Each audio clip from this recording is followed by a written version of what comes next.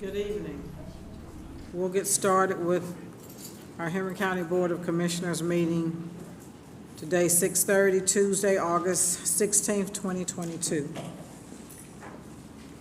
We're going to begin our meeting with our invocation and pledge of allegiance. If we can have Pastor Himes from the Henry County Fire Department to come forward.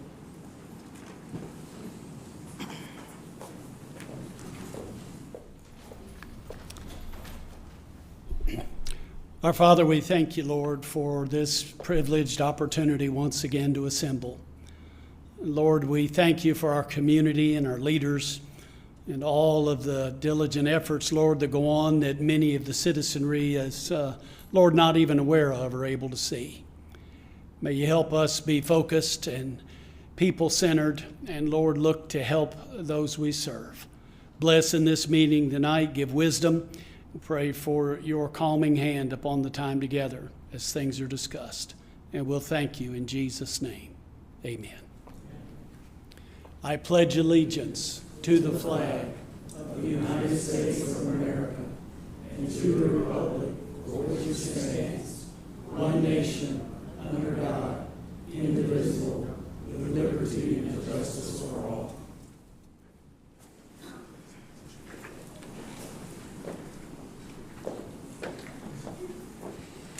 I'd like to call our meeting to order. We will begin with a proclamation recognizing the month of August as Black Business and Black Philanthropy Month. Nicholas, if you would come forward and read the proclamation. Is anyone here from the chamber? If you would come forward as well, thank you. Good evening, Madam Chair and Commissioners. I have a proclamation for you in recognition of August 2022 as recognizing National Black Business and Philanthropy Month. And it reads, whereas Black Business Month, observed during the month of August each year, was founded by John William Templeton, a historian, and Frederick E. Jordan, Sr., a civil engineer, in 2004 in an effort to drive policy agenda affecting the 2.6 million Black-owned businesses across the nation to recognize and highlight the economic impact in their respective communities. And whereas Black Philanthropy Month, also observed in August of each year, is a global celebration and concerted campaign created by Dr. Jackie Bouvier Copeland and the Pan-African Women's Philanthropy Network in 2011 to illuminate the ingenuity and transformative impact of Black generosity and to promote increased investment in Black communities. And whereas the U.S. Minority Business Development Agency estimates that there are 2.6 million Black-owned businesses in the United States, generating approximately $150 billion each year. And whereas Black-owned businesses account for 10% of U.S. businesses and approximately 30% of all minority-owned businesses, according to the U.S. Census Bureau. And whereas National Black Business Month and Black Philanthropy Month is particularly important to continue to address the historical systematic barriers, disproportionate impacts of COVID-19, and the current inflationary economic conditions, along with higher interest rates and lack of economic resources in starting, running, growing, and financing Black-owned entities. And whereas the Black Chamber of Commerce will help stimulate the local economic, education, workforce development, commerce, and nonprofits, host events, spotlight businesses, and promote resources to support small business owners, entrepreneurs, all while encouraging the entire community to join us in the celebration and support of Black-owned businesses and nonprofit this month and beyond. Now therefore it be proclaimed, the Henry County Board of Commissioners recognizes and celebrates August 2022 as Black Business and Philanthropy Month in Henry County and honors the achievements of minority businesses and their importance to the economy. All right. Okay, great. Chairwoman Madam Chairwoman Harrell, thank you for inviting us out tonight to celebrate Black Business Month this August, and on behalf of and to the County Commission and the staff also. On behalf of the Atlanta Black Chambers, where I serve as President and CEO, my name is Marquis Tate, and a proud member of Henry County District 5 with Commissioner Bruce Holmes. But on behalf of our chamber, Atlanta Black Chambers and Governing Board, Executive Committee, South Metro Leadership Team, and members, we are proud to be part of Henry County in celebrating National Black Business Month and National Black Philanthropic Month. I have with me also a group of individuals from Henry County, starting with our governing board member, Miguel Lloyd, who is a proud Henry County citizen also, and many others with me tonight, just to mention a few. But our chamber's mission, to be very quickly, is to serve as an advocate for the creation and growth of competitive, profitable, and sustainable Black-owned entities. Our focus is business, government, and community. We are committed to providing quality education, training programs emphasizing economic development, business ownership, and wealth building practices. Creating opportunities for our membership base has been and continues to be our #1 priority. Our goal for our members and business organizations to bring value to the marketplace, remain relevant, competitive, and sustainable for future generations. Pre-pandemic, our chamber started a South Atlanta Metro networking group right here in Henry County with Black businesses in the South Metro area. And we had so much success in Henry County and the South Metro due to the support of Commissioner Bruce Holmes and Commissioner D. Clemens. We decided to start an official affinity group and make Henry County one of our homes. And we have many, many businesses within Henry County that we have helped. We have a standing event at Pseudo's Bar and Grill in Ellenwood every first Tuesday. We have a host of other activities planned in Henry County, which includes an event that we already have on the calendar September 10th in Hampton. And that's produced by our South Metro leadership team, which actually most of them are here in Henry County and citizens of Henry County. Just a few more. There's a great need for our businesses to survive and thrive.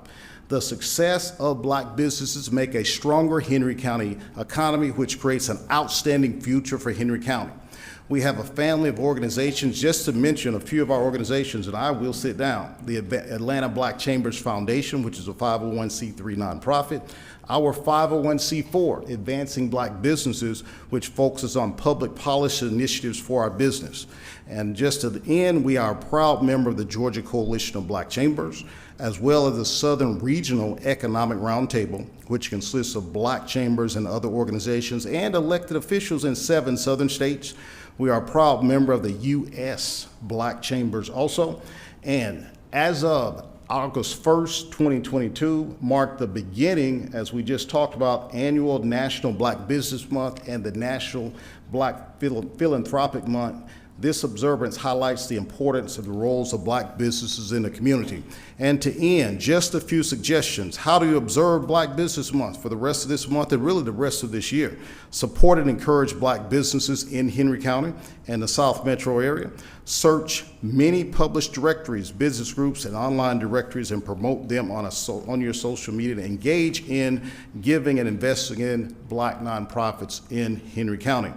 Madam Chairwoman Harrell, Commissioner Bruce Holmes, Commissioner D. Clemens, and the entire commission and staff, thank you for your support on this National Black Business Month and National Philanthropic Month. Thank you. Okay, would you have your members want to come forward and take a picture? I have the, you have the, okay.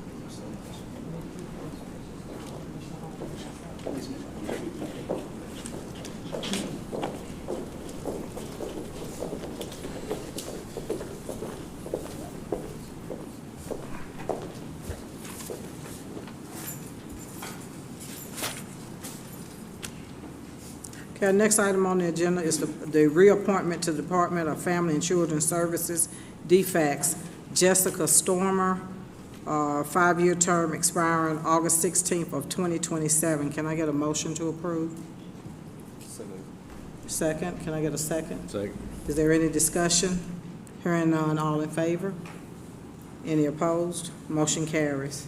Next, we're going to have presentation on monkeypox update. If I can have Kevin Johnson, our EMA Director and Department of Public Health. Good evening, Madam Chair. Wanted to give a quick update on the current status of COVID-19 and monkeypox in Henry County.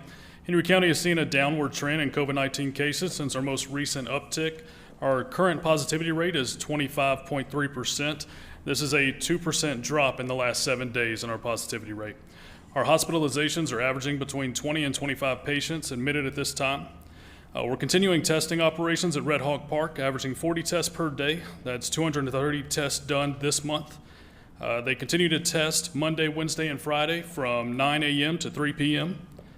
We also have launched our 24-hour COVID testing vending machine. That's going to be at 108 South Sac Hinton Parkway, the public safety headquarters. In the past 2 weeks, it has been utilized 26 times by our citizens. Our current vaccination status is 51%. This surpasses our original goal of 50% countywide. We're going to continue to push information out via our communications team and promote the importance of vaccines and boosters. I want to bring up Xavier Crockett. He is with DPH. He's going to give you a briefing on the monkeypox.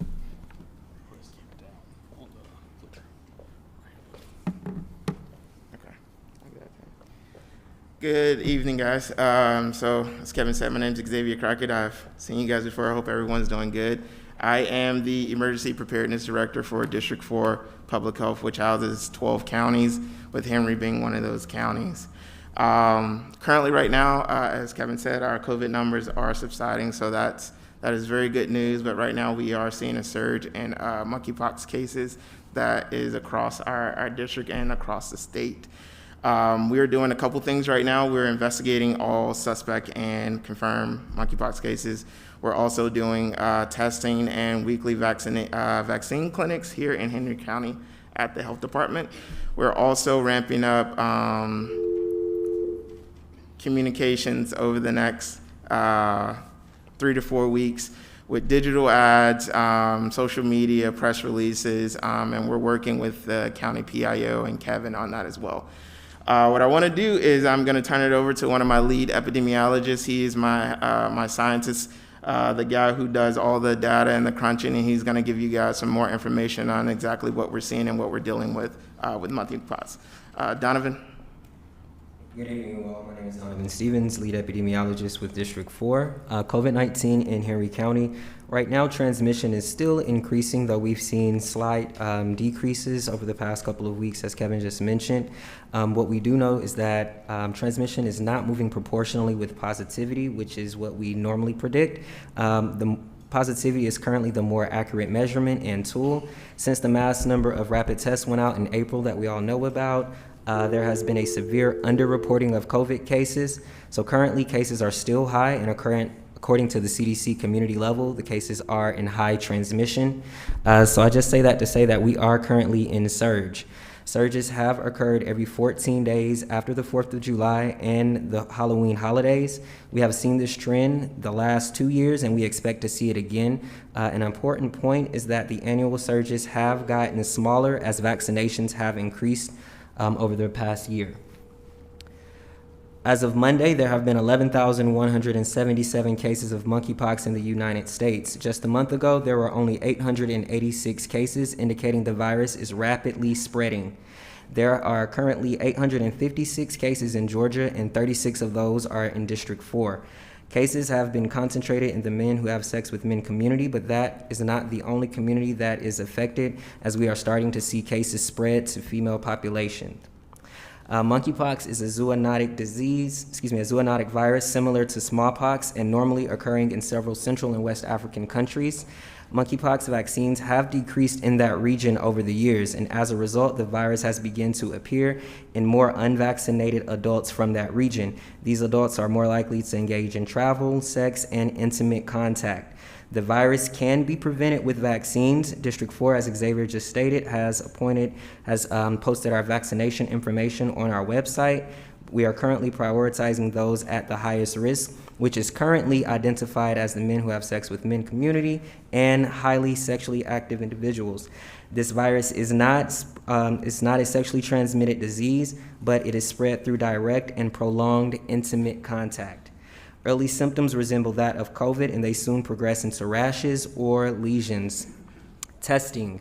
Monkeypox is detected using PCR tests, the same as COVID-19. Currently, there are 5 laboratories nationally that are conducting these PCR tests. The health department uses Georgia Public Health Laboratory. It is now taking approximately 2 to 3 days for results to be returned, and as our cases increase, that time is getting longer and longer. Once the patient receives diagnosis, they need to go ahead and isolate, clean, and notify close contacts of their exposure. Now we have this new terminology, which is expanded PEP. We know about our PrEP, which is our pre-exposure, and then we have PEP for post-exposure. Right now, we're using Jynneos as the vaccine that is currently available to health departments, and it is our outbreak response PEP. This use is very specific to those that are most severely affected, and we use these 5 questions right here to identify those who we consider to be highly affected. Okay.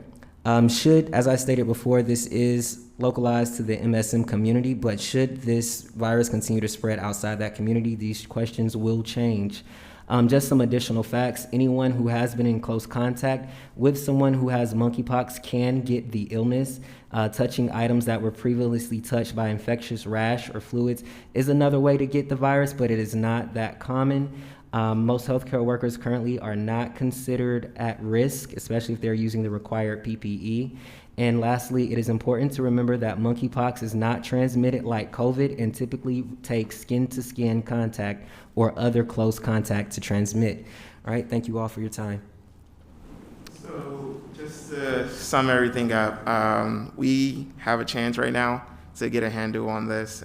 It's going to take communication with the community to make sure that they understand the transmission and the symptoms that's going on so that we can reach out to people very quickly and get them isolated away from the rest of the community. And that's what we plan on doing for the next 3 to 4 weeks with our communications. So thank you. Okay. Does the board have any questions? Chair, I know that's a lot of information. In the blue folders in front of you, you have a copy of all these slides and a data collection on our COVID-19 status. So Kevin, you'll be working closely with the Department of Public Health to keep track of this? Yes, ma'am. With regards to our Henry County community? Of course, and they've offered monkeypox vaccines at our local clinic here, our DPH office. They did that twice this week, and they're planning to do that weekly moving forward. Okay, thank you so much. Next, we'll have a budget update from our Finance Director, David Smith.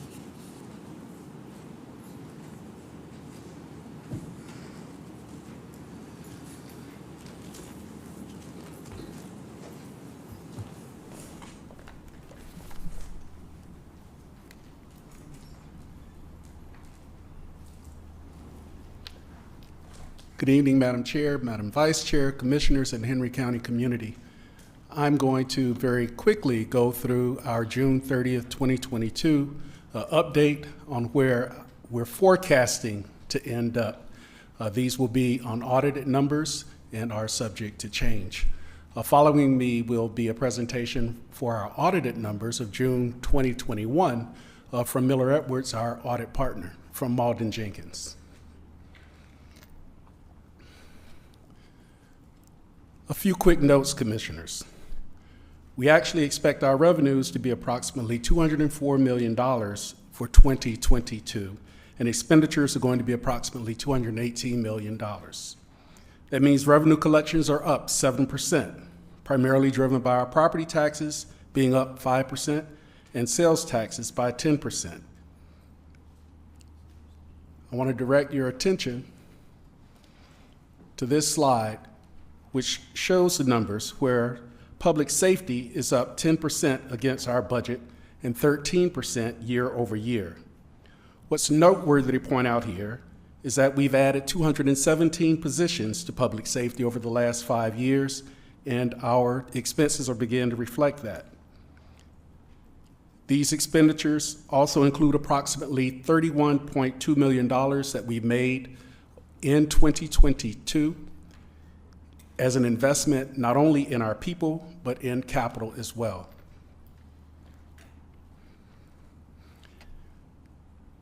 This is a slide that shows the year-over-year trend.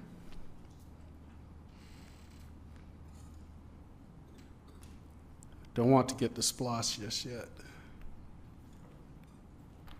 I want to talk about the $31.2 million that we've invested. I want to remind the commission that we paid out an 8.5% pay raise. We also added a 2% COLA and longevity increases. We transferred funds to capital to continue our capital improvement plan funding and purchase a new fire command vehicle from these funds.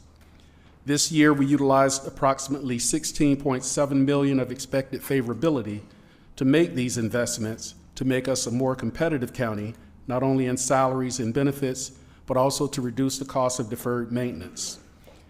This slide showing year over year, we utilized that revenue favorability to manage the negative impact inflation has had on our expenses. After these adjustments and the cooperation of our departments, we still expect to finish 2022 favorably. So let's talk about SPLOST.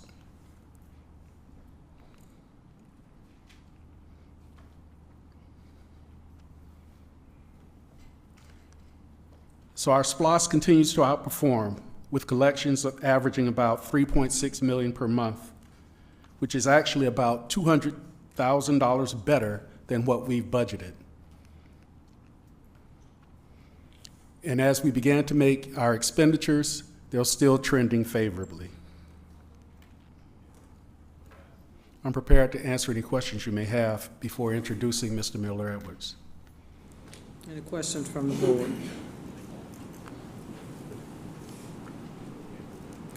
Thank you.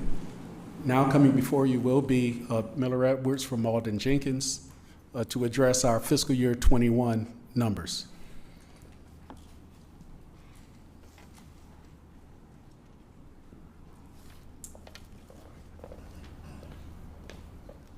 I just use any of these.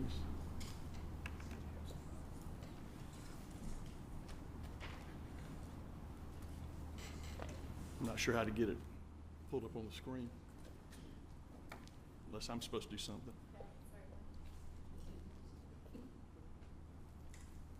Well, while we get the screen pulled up, again, my name is Miller-Edwards. I'm an auditor with Malden & Jenkins CPA.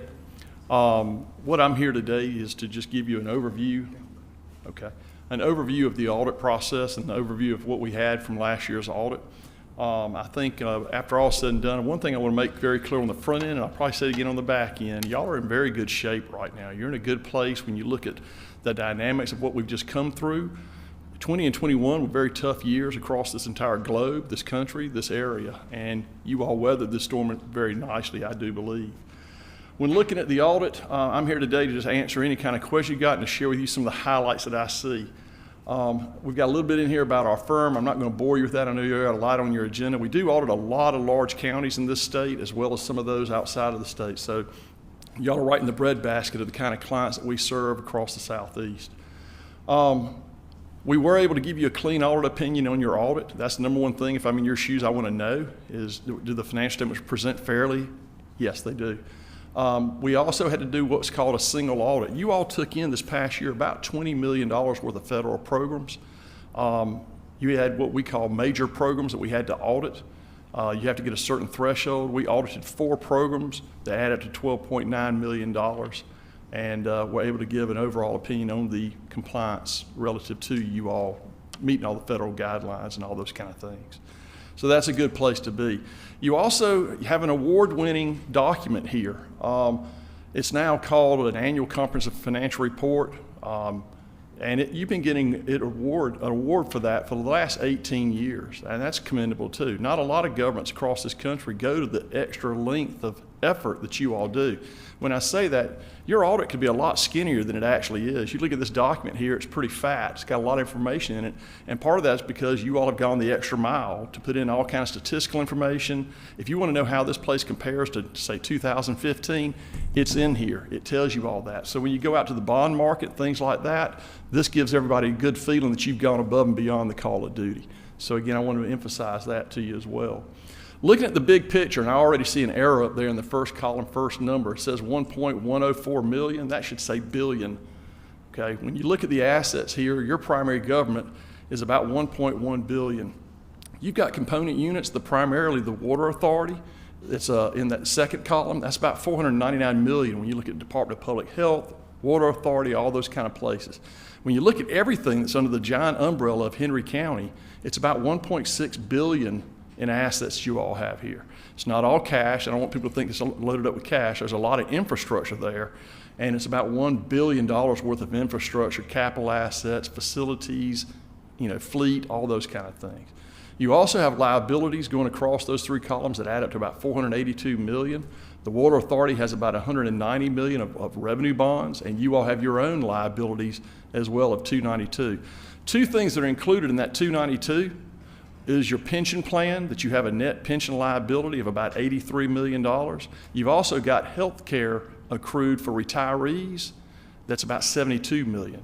So you've got about $155 million of that 292 that is relative to your employees' pension and health care that's being accrued and actuarially determined.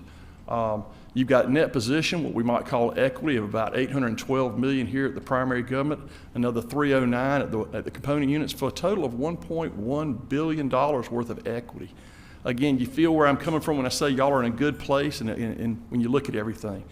Your revenues at the primary government was just under $280 million. Your component units had about $111 million. In total, it was about $390. Your expenses, $236 million. Another $78 million at the components for a total of $314. Your overall change was about $76 million across all these areas. I think it's very important that you have strength in showing a good bottom line, because this is a growing county. You have to have money to grow. You have to have all these funds to be able to do all the initiatives. When you all decide that you're going to put in a 4-lane road and cut it right through some land, it takes money to do that. All these things emphasize the importance of where you are and the financial strength that you have right now. You've got the capacity and ability to do just about anything you need to do, and that's a great place to be in a growing environment, and you all are definitely in a growing environment. Looking at that same $43 million in the primary government, I said it was $76 million when you added across all those. If you look just at the primary government, that's the general fund, your SPLOST programs, all those kind of things, you had a positive net change of about $43 million. If I do all these add backs of cash flows and some other things, it really comes down that you had a surplus of about $77 million that you generated this past year. Again, actually rather remarkable when you look at things. So again, I think it's something y'all should be proud of and feel very comfortable going into the next period of time. We keep hearing about recession is coming. And the law of averages says that's hard to argue with. It's supposedly over history, they take place every 12 years. Well, guess what? I think we had one back in 2008. And so it's already past 12-year mark. So, you're in a good place to be able to weather such storms, and I think that's a great place to be. Looking at your general fund, I'm just going to identify that. I'm not going to talk about SPLOST or anything right here on this pie chart. You took in about $207 million worth of total revenues. If anybody ever want to know, are property taxes important to a local government? Yes. Almost 50% of your revenues were generated from property taxes. Sales taxes, the lost money, was about 24%. So just those two alone, 75% of your annual revenues came from property taxes or from lost monies and those kind of things. When looking at the expenditures in the general fund, it was a total of $171 million. Not unusual at all for a county of this size. 58% of that was spent in the area of public safety. Sheriff, police, fire, all those kind of things. 58% is about what I would expect to see in a large urban environment such as we have here. But that pie chart attempts to give you a little idea about where did we spend our monies. I find that pictures and graphs are easier to understand than spreadsheets, so I put it in that form. Another picture here is to show you how you've looked over the last few years at the general fund. The blue represents revenues, the yellow represents expenditures. And notice the blue bars are always a little taller than the yellow bars. That's a healthy situation. That's 6 years in a row right there of you adding to fund balance, growing your operations, and being able to satisfy the demand of your constituency. And that's really what it comes down to. Another graph that I have here shows kind of the same thing, but it shows that you've grown every year some level of fund balance. Starting in 16, you grew by 11 million, and you saw it dip down to where you grew by 3.6 in 18, but this past year you grew by 23.8 million. Again, probably the healthiest year you all have ever had when it comes to your general fund and its fund balance. Another thing I like to point out to people is the next graph, and that is how does this relate to our overall health? And if you look at your fund balance, if you look at the far right, about the middle of that graph, it says $116 million. That's your fund balance. If you go up above that, the red line ends, it says $170,800,000. That's your expenses. And what this demonstrates to me is if you look at things at June 30th, how much fund balance did we have relative to our operations? And you've got a healthy situation there. You've got about 230 days worth of fund balance. Why is that important? Because your picture is being taken at June 30th. You've got to get through July, August, September, October, when do property taxes start coming in? We have to have this kind of strength and coverage to get through the demands of what we have here every year. So I think, again, you notice how those two lines are getting closer together instead of getting further apart? That is a sign of strong operations and good health.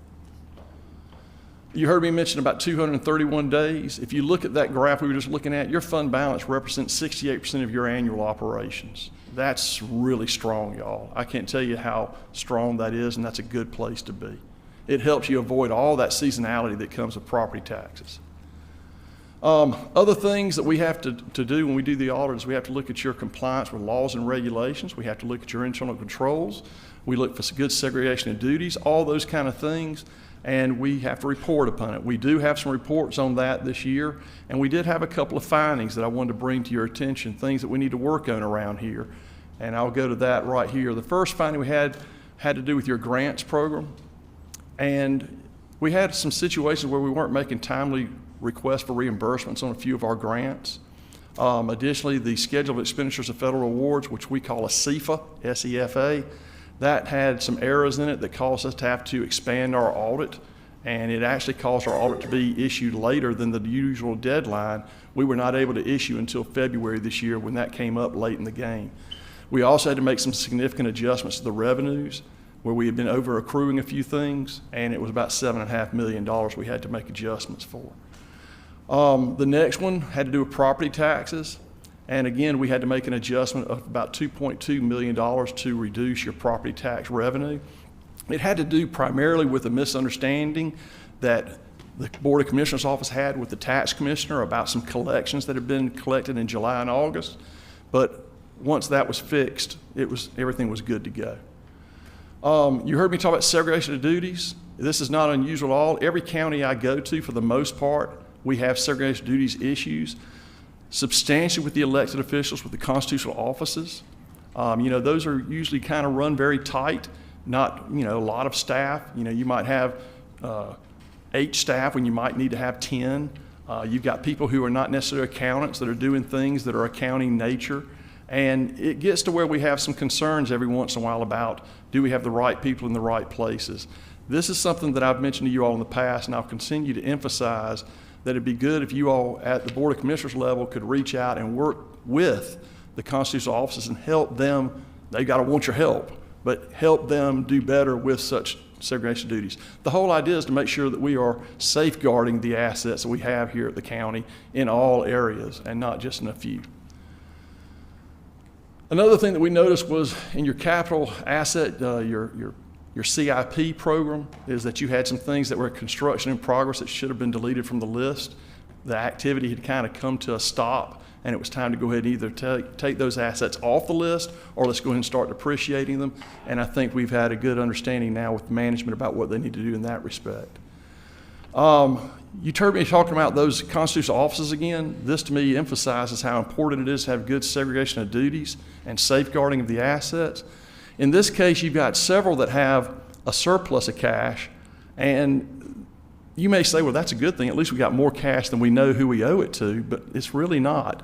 If you owe a lot of money, if you have a lot of money, you owe it to others, then you need to make sure that we have an airtight situation that if all of a sudden it's not accounted for, it's not going to be something that someone can just sneakily just take because no one's going to notice that it was gone. You know, you look at some places like what we have here, and I'll even use a better example, the tax commissioner. Everybody understands, but we did not have this issue with the tax commissioner. But the tax commissioner collects for other people. That money doesn't belong to the tax commissioner. It belongs to the Board of Education. It belongs to you. It belongs to the cities. It belongs to the state. So when you have people in this situation where they're collecting for others, which all of these do, the court system does, et cetera, it's important that we have a good, strong accountability that nothing can get through the cracks. And when I see excess cash and I see that we've got segregation duties issues, it gives me a little concern. So that's what I wanted to share with you today. I won't bore you with the rest of them. It's just a couple of slides, but there's a lot of new pronouncements coming. This world that we live in financial reporting for governments has gotten incredibly complex and complicated over the years, and it continues to do so. This year, you're going to have a lot of new standards to have to implement here at the county, and it's going to be interesting to see what it does to your balance sheet and to your income statement. The GASB, the GASB, is the ones who write these pronouncements that all governments have to follow in Canada and the U.S., and they're having a lot of fun writing new standards for financial reporting. So it makes it all very interesting and overly complex.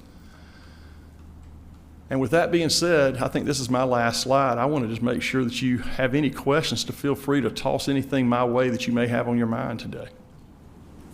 Thank you so much for your presentation. Does any of the commissioners have any questions or comments? Okay, thank you so much. Absolutely. If you have any questions ever, feel free to reach my way. Thank you. Okay, next item on the agenda is our consent agenda. If I could have our county manager, Sherry Matthews, come forward and read the items on our consent agenda. I also want to acknowledge that we have Commissioner D. Clemens on the phone. Commissioner Clemens, are you there? I'm here. Okay, just wanted to acknowledge that you were with us. Thank you. Good evening, Chair, Madam Chair, and members. Good evening, Chair, Madam Vice Chair, and members of the board. This is your consent agenda for Tuesday, August 16th at 6:30 p.m. Under the Department of Transportation, we have a resolution of the Board of Commissioners awarding bid number 22-67 to E.R. Snell with a secondary award to C.W. Matthews in the event of availability issues for the purchase of plant mix asphalt for the Henry County Department of Transportation. Under the Fire Department, we have a resolution approving the purchase of a Zoll Auto Pulse extended warranty from Zoll Medical Corporation in the amount of $67,200.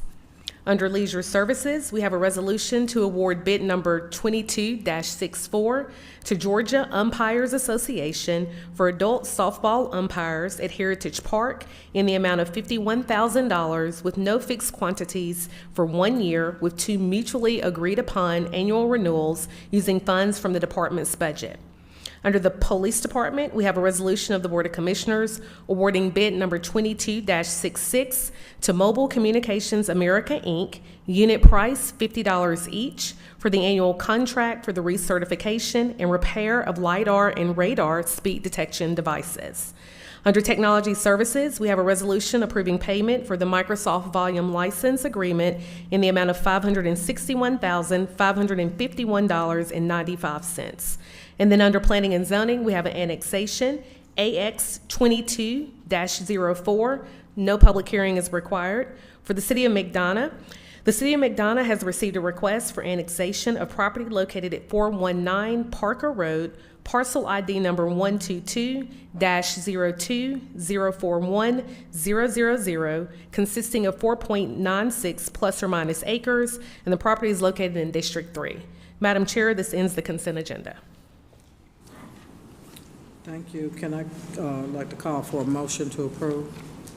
Can I get a second? Second. Any discussion? Commissioner Thomas. Question, Ms. Matthews, on the Police Department A, you gave us a unit price. Do you have a total price for that purchase?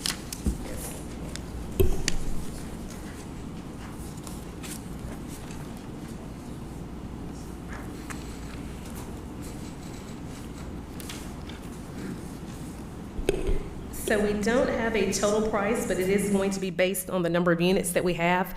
I know we have a member of PD here who can share what our previous costs have been.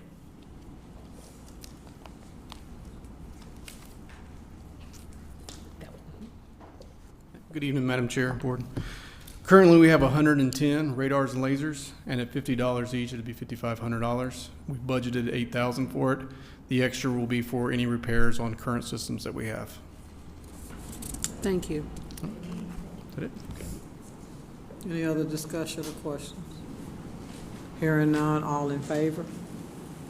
Any opposed? Commissioner Clemens?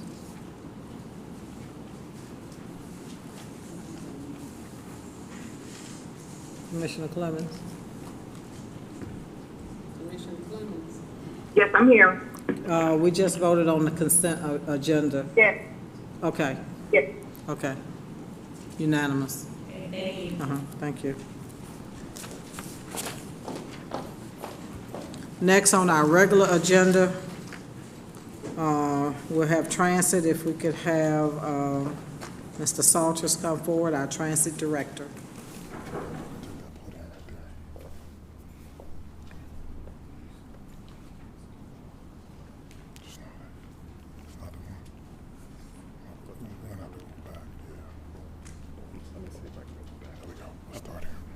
Good evening, Chair and Commissioners.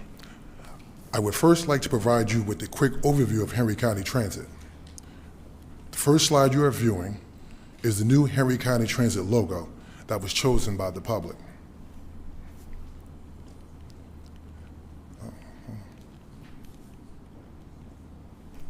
Next, you have a brief overview of Henry County Transit and its operations. I won't read through all the slides. As you all are aware, the Henry County Transit Master Plan was adopted by this board in January of this year. Included in the Transit Master Plan are some projects that we are working to implement, such as bus replacements, software replacements, and microtransit, just to name a few. Tonight, I bring before this board a resolution to award a contract to Via Mobility in the amount of $156,800. This will be paid by 5307 FTA funds. At this time, I would like to introduce Terrence McPherson of Via Mobility, who will briefly explain Via and all of its benefits. If anyone have any questions, please hold them to the end of Mr. McPherson's presentation. Let me go back so I can find it again if I do.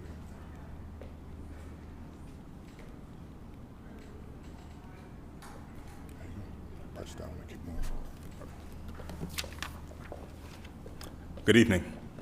My name is Terrence McPherson, and I lead partnerships for the Southeast for VIA, a transportation technology company, and we're really excited to work with Henry County and really improving the transit options that are available and making it more convenient for its citizens.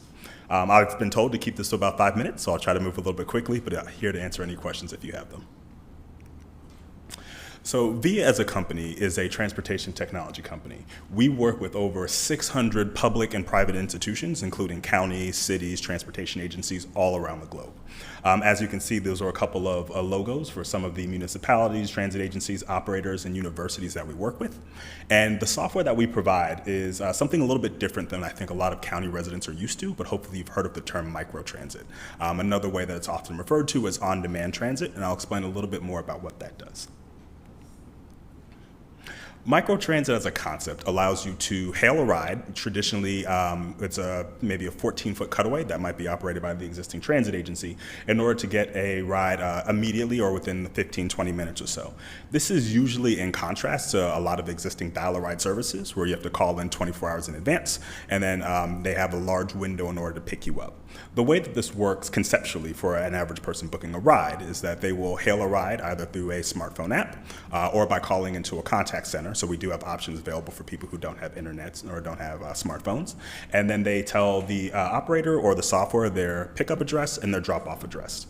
The really unique thing about this is now we're able to actually service these rides in real time. So we don't actually need to spend a whole night before scheduling where all these rides are go. The software is actually doing the thinking for you to determine who to pick up, who to drop off, which routes to take, in what order. So it's a way of really being able to offer convenient, flexible rides, expand your ridership for people who have these impromptu trips that they might not know of a day in advance, and then still be able to serve those pre-scheduled riders as need to. You can actually do both pre-scheduled and on-demand trips using the same software platform. As I mentioned before, being able to operate multiple modes of transit using one software is immensely helpful. A couple of the benefits I wanted to call out compared to traditional dial-a-ride services. Now the riders can book pre-booked and on-demand trips. So if you have riders who absolutely need to get to the dialysis appointment by a certain time, you can lock in those rides and guarantee them. But anybody else who is heading along a similar journey and you have the capacity to pick them up and drop them off, you're able to serve those rides as well. You're using some of those empty seats that a lot of transit agencies see in their buses and actually serving them to riders able to be used. Operators, such as Henry County Transit, can now monitor and manage all of that complicated transit systems in one place. They can make really intelligent trade-offs on how they're using their vehicles, how they're using their drivers, and what's going to be the most efficient for the county to operate. And then the drivers are actually able to get routed to these riders in real time. It's no longer a paper manifest that is static. Now it's able to be updated to accommodate riders as they're booking their rides. In order to make this a little bit more real, I wanted to talk about a few of the ways that we've worked with some of the transit agencies and cities in Atlanta, or in the Atlanta area, and in Georgia broader. I won't spend too much time talking about Valdosta or Buckhead, but I do think it's worth talking about Hall County. Hall County in particular, they had a particular situation where they offered a dial-a-ride service along with a fixed route network. And what they did was they realized that a number of the fixed routes just were not beneficial to them. There was low ridership and very expensive to operate. So they converted those to an on-demand system specifically focused in the city of Gainesville, and then saw some really immense growth as a result of it. Ridership increased by 20% compared to both the fixed route and the dial-a-ride service together. Cost per passenger went down by 50%. And they were also able to reduce the average wait times by 4 times. So all really being able to serve these flexible, these easy to use trip, greatly expanded ridership and decreased the cost of operating. As a result, they actually expanded that beyond the city of Gainesville to the entire county. And the entire county is now covered by an on-demand zone where residents can book a ride, receive transportation depending on where they are, and be able to do it very quickly. For the sake of time, again, I will hold off on Valdosta and Buckhead for the moment, but very happy to answer any questions you have about that. So just wanted to tell you a little bit more about the type of services that we provide and how I hope we'll be able to work with Henry County going forward. Hopefully your residents will enjoy the ride, continue to use it, and be something that can definitely drive a lot of growth for the county. So thank you very much. Thank you. Are there any questions from the board? Commissioner Thomas. With the award that's placed before us tonight, when do you plan to implement this system in Henry County? Absolutely. So part of that is really dependent on as we go through the contracting process and aligning on all of the aspects of the service that will be delivered, the zones, the amount of wait time, the number of vehicles needed, et cetera. Traditionally, we're able to get started within 8 to 12 weeks for the software. So I would say targeting around maybe Q4 of this year at around the latest, depending early next year, but definitely targeting for the end of this year if possible. So 8 to 12 weeks after we do an award and you do your analysis is what you're looking at? Correct. Okay. Thank you. Thank you. Commissioner Wilson. So who's responsible for the rides? Who does the maintenance on the vehicles? Henry County, we will be responsible for the maintenance and operation of the vehicles. This is just for software and scheduling purposes. But we're going to furnish additional vehicles than what we have now? We won't be furnishing additional vehicles at this point, but in the future, we will. So basically, the software is just to dispatch the transit system we have on hand today. Yes, we'll start with the existing fleet that we have, and as the Microsoft Transit grows, microtransit grows, so we will also increase the fleet as well. Okay, all right, thank you. No other questions? I'd like to call for a motion. Motion to approve. Second. All in favor? Aye. Thank you, Commissioner Clemens. Motion Thank you. carries. Thank you. Next item we have on the agenda is discussion only. It is an ordinance by Henry County to amend the Henry County Code of Ordinances regarding the regulation of short-term rental properties in Henry County and for other purposes countywide. We're going to do things a little bit different because we do have some people, Stephanie signed up for public comment with regards to this. Once the presentation is done, instead of doing public comment at the end of the meeting, we're going to do it after the presentation. So go ahead, Mr. Good Curtin. evening, Thank Madam you. Chair, Madam Vice Chair, Commissioners. Before Kendra does the official presentation, I just wanted to thank everybody that participated and collaborated with us on this project. We dealt with the building department, code enforcement, occupational tax, fire, and so we had a lot of people looking at this ordinance. We also had a town hall on August the 11th with Commissioner Anglin with the residents to kind of give some input as well. This is a working document. It's a fluid document, so things can change. So if you have any comments or questions, please, let us know. You can email us, call us, even the public as well. So again, we'll go through the presentation, hear the comments, and then we can make adjustments as we continue to move forward with the ordinance. Again, we hope to bring this back in the near future, but again, we worked on this within 2 weeks. Usually it takes a bit longer, so I'm just happy to have something to present for you tonight. Thank you.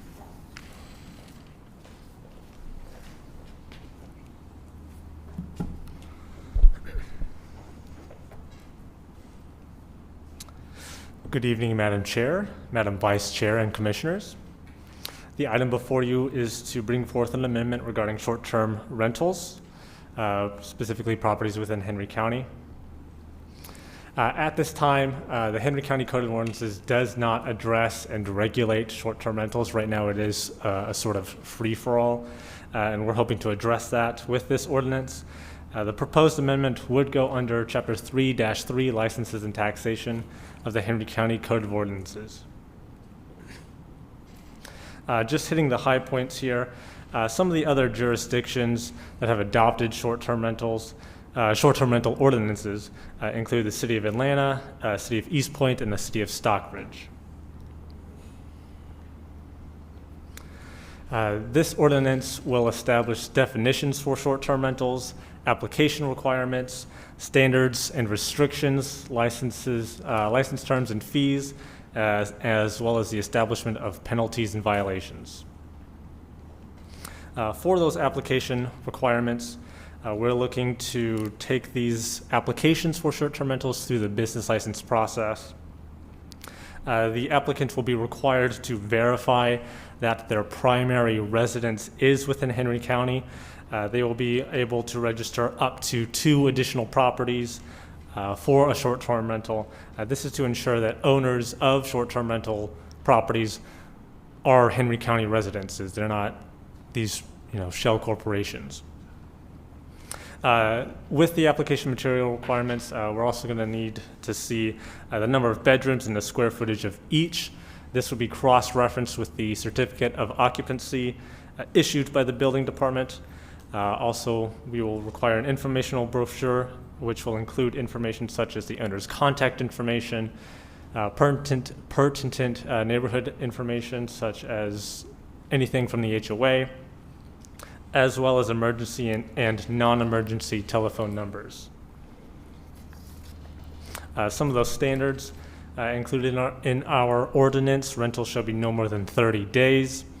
Proof of mailed notice to all properties within 100 feet of the short-term rental property will be required at time of application. The owner shall keep a detailed report of the use of the short-term rental made available to the county upon request. Short-term rental shall comply with the noise ordinance. Some restrictions: we do have language addressing parking at these short-term rentals. Short-term rental properties shall not be advertised before getting approval with the occupational tax certification. Short-term rentals shall not be used for the purpose of a party, and we do actually define a party for the purposes of this ordinance. The short-term rental shall also not be used as a pickup and drop-off location for a commercial transportation service. Some violations and penalties, we do establish that within this ordinance. Code enforcement and the police department will be given power to enforce this ordinance. Through this ordinance, we hope to provide regulation for short-term rental properties. Once more, this ordinance is for discussion only tonight. With some of the comments heard tonight, we hope to bring this back before the board in the near future. Thank you, and I'd be happy to take any questions you might have. Okay, yeah, I do have a couple of questions before we allow the public to come up and speak. The short-term rentals, does this apply to Airbnbs? Yes, it will. So what if you have, for example, so this is only for short-term rentals, not long-term rentals? Correct, and we define short-term rentals no more than 30 days. Okay. And with regards to the noise ordinance, I know our noise ordinance needs to be updated to, I think, to make some compliances with this ordinance. Is that, Sherry? So that would actually be separate, and what we'll need to do is bring that back to the board. I know that I've heard from a couple of commissioners in terms of the hours and how we measure the noise. So that is something that we can certainly bring back, and I believe once this ordinance is approved, the noise ordinance will be applicable. So you won't have to add it to this because we'll adopt it by reference. Okay, all right. Any commissioners have any other questions before we allow the public to come up and speak? Okay, Commissioner Wilson.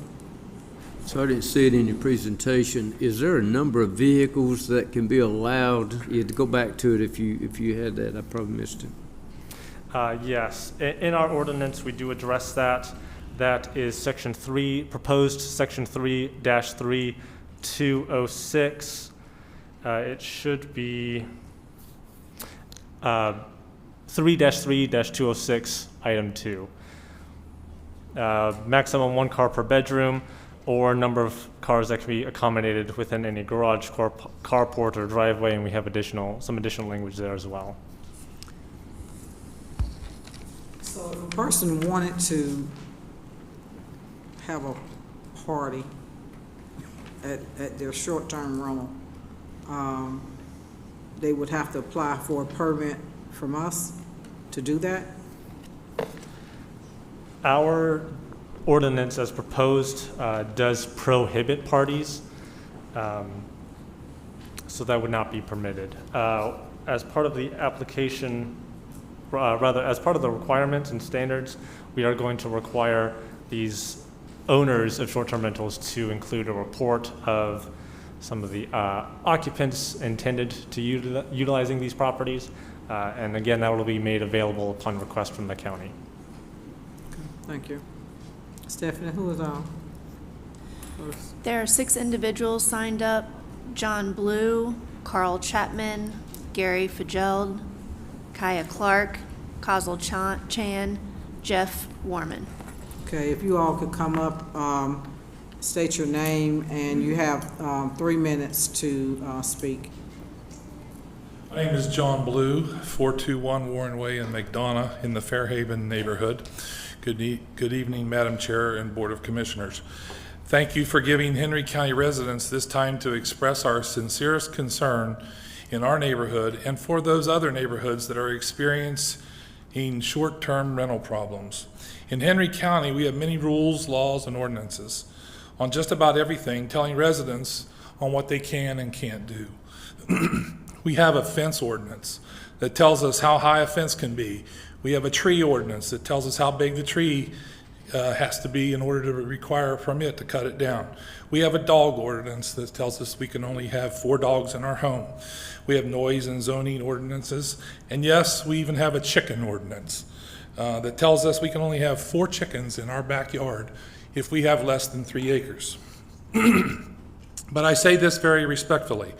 We do not have any ordinance that gives any guidelines to how a Henry County property owner can rent out their single-family home to 25 to 100 strangers each weekend.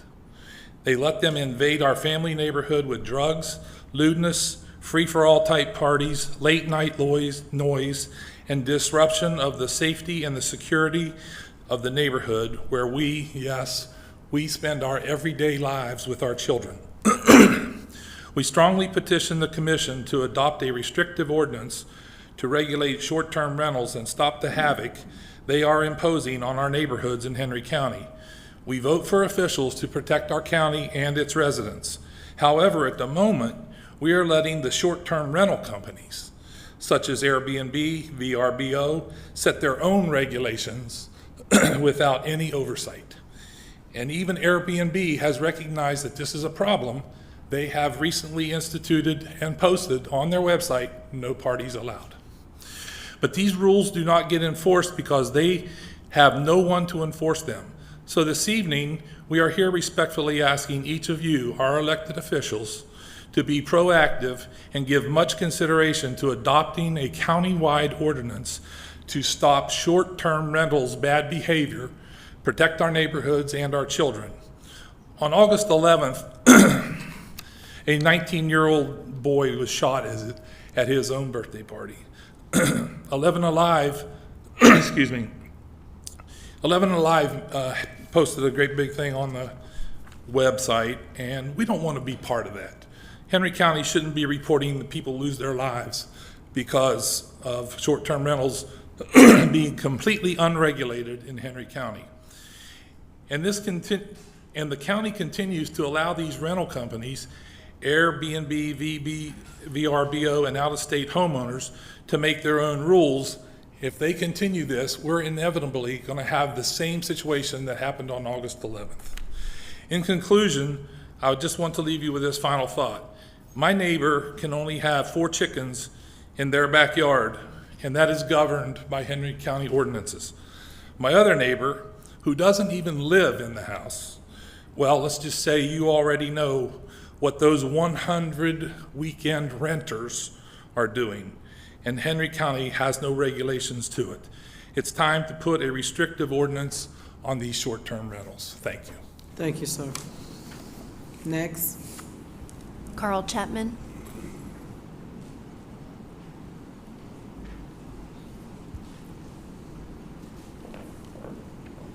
Got it, exactly 3 minutes. Thank you. My name is Carl Chapman. I'm a current business owner, former homeowner, and next door neighbor to an Airbnb as of a couple weeks ago. We loved living in Henry County. We loved our home. We loved our neighborhood. We loved living near our family here. We refinanced and we had plans for a pool this year. Then the Airbnb went live. They took a 5-bedroom home and turned it into a 7-bedroom mansion. The first guests were shooting music videos in the front yard. The second guest left after the first night because a makeshift sliding door on one of the extra bedrooms collapsed and broke their foot. The third guests were loud and lined the street, blocking it, for a pool party despite Airbnb's restrictions against such. We tried to contact the host, but he disappeared. He actually dropped this listing from his portfolio. We tried to contact the homeowners, but there was no contact information for them. Apparently, they live in Oregon. The house sat vacant for a couple months. Then one Saturday in April, people started flooding into the neighborhood. The new host assured us it was just a corporate event, not a party. The guests literally rolled out a red carpet on the driveway and set up a security checkpoint. Shuttles were dropping off new people every 15 minutes. The occupants weren't wearing business casual. They were wearing as little clothing as possible. They were standing in the driveway while they were being patted down for weapons at the security checkpoint. The music was loud, the visuals were obscene, the language was profane, and this was no corporate event. The host was contacted again, nothing. Airbnb was contacted, nothing. The police were called several times, and honestly, their response was lacking. What they told me was, they offered condolences and said, man, if only you had a county ordinance. And that was all they had to offer me. They carried on their self-proclaimed biggest pool party of the year, held the Mary Jane Olympics, the wildest bikini twerk contest, sold drinks and merchandise, and then left to go to Magic City. I have all of this in a big file. This is all on social media. I did not make up a single bit of this. They rode out of town, leaving piles of trash in an entire neighborhood clamoring for answers. Our privacy was trampled on, and our peaceful neighborhood was never the same. The parties continued, and the cars flooded our neighborhood. On any given weekend, you'd find vehicles blocking the street, parked in our driveway, blocking our driveway, and even driving across our yard. I attempted to interact with these strangers only when absolutely necessary. Still, a simple request to move a vehicle became a chance for a violent encounter. One guy refused to move his vehicle in front of our yard when my wife asked him. So I had to march down there and physically confront him, and luckily he had the sense to move his vehicle. I decided our home was no longer a safe space, and we decided to move to Forsyth County, where Airbnbs are banned in residential areas. We made a sacrifice on our home and sold it under market value, and I still have a business here that I commute to for 2 hours usually each way, 3 to 4 times a week. And I probably will phase that out, but we will never again live somewhere where that would allow anyone to be subjected to what we were, because it was truly traumatizing. And the pictures, a lot of them were provided by me, but I can't even look at them without getting too upset to talk. So thank you, and I hope that we can use this as a positive experience for the rest of Henry County to move forward. Thank you, sir.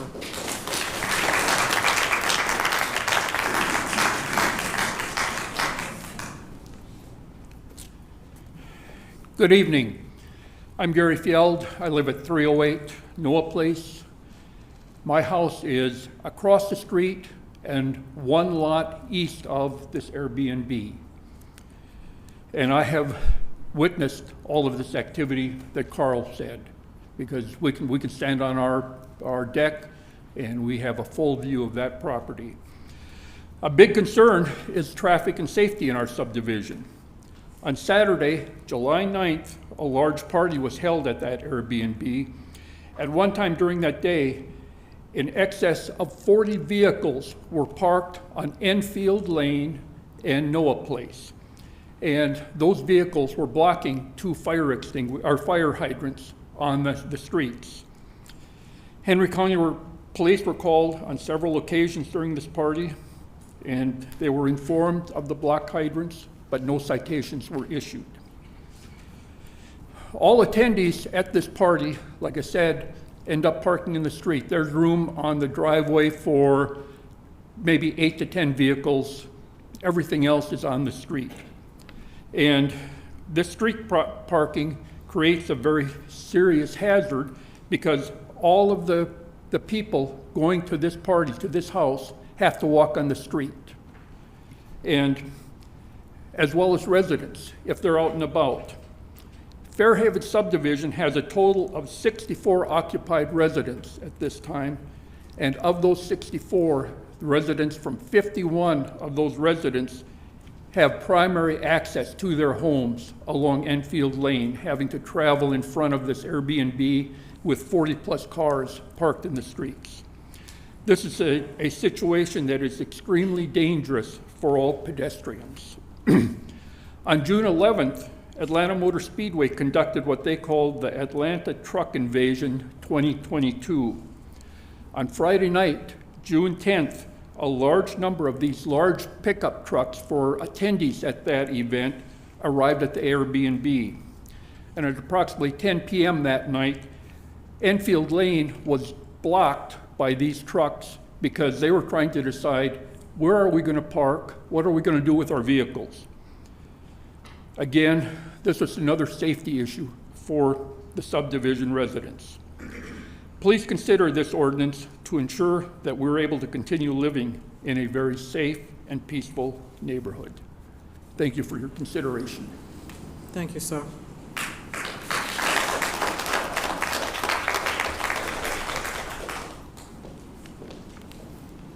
Good evening, Madam Chair and Board of Commissioners. I am Kaya Clark, the proud resident of Henry County. Thank you for allowing us this opportunity to discuss our concerns with the short-term rentals that have become a nuisance in our community. I join the other residents in asking for your consideration of regulating short-term rentals before the issue becomes more pervasive and more destructive in our county. The large parties hosted by various party promoters have been advertised on social media sites as the biggest party ever. Our children are being exposed to lewd behaviors in our community where they deserve to feel safe. I am saddened to see pictures on social media sites of our property boasting about illegal activities, drug usage, and people passed out on the front lawn. Because we do not have an ordinance to regulate short-term rentals, we have allowed people that do not have ties to our community to invade our space. We have allowed people who live as far as Oregon, almost 2,000 miles away, that's 2 times the distance from Florida to New York, to determine what happens in our community. This person for our B&B has never stepped foot in McDonough County, in McDonough, Georgia, or Henry County, for that matter. And with that being said, it is so unfortunate that a resident in our neighborhood has been turned into a banquet hall. Because of the large number of strangers that are partying, doing drugs, invading our neighborhoods, our children do not have the access to ride their bikes. They do not have the access to ride on the golf carts, scooters, to live the healthy and active lifestyle in which we plan for our children. Personally, when my husband and I chose to move to Henry County, we planned for a neighborhood that was away from commercial property. We have a special needs child. When we dial 911, we need for emergency vehicles like so many others to be able to enter into our community. To hear the expressions from our neighbors to talk about it took 30 minutes to get in and out of our community, that is unacceptable. And when the party is over, for us, the party still isn't over. Trash is left everywhere. So much trash that it will not fit in the dumpsters that are in the neighborhood, which means the residents of Fairhaven community are responsible for cleaning up behind someone else's festivities, and we feel that our space has been invaded. So again, we thank you for your listening ear. We thank you for hearing and addressing our concerns. We want your vote, and we solicit your support.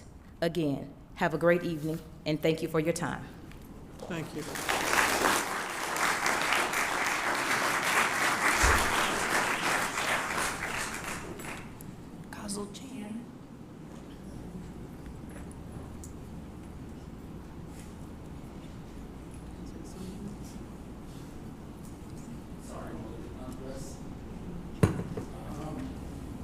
My wife had a long list of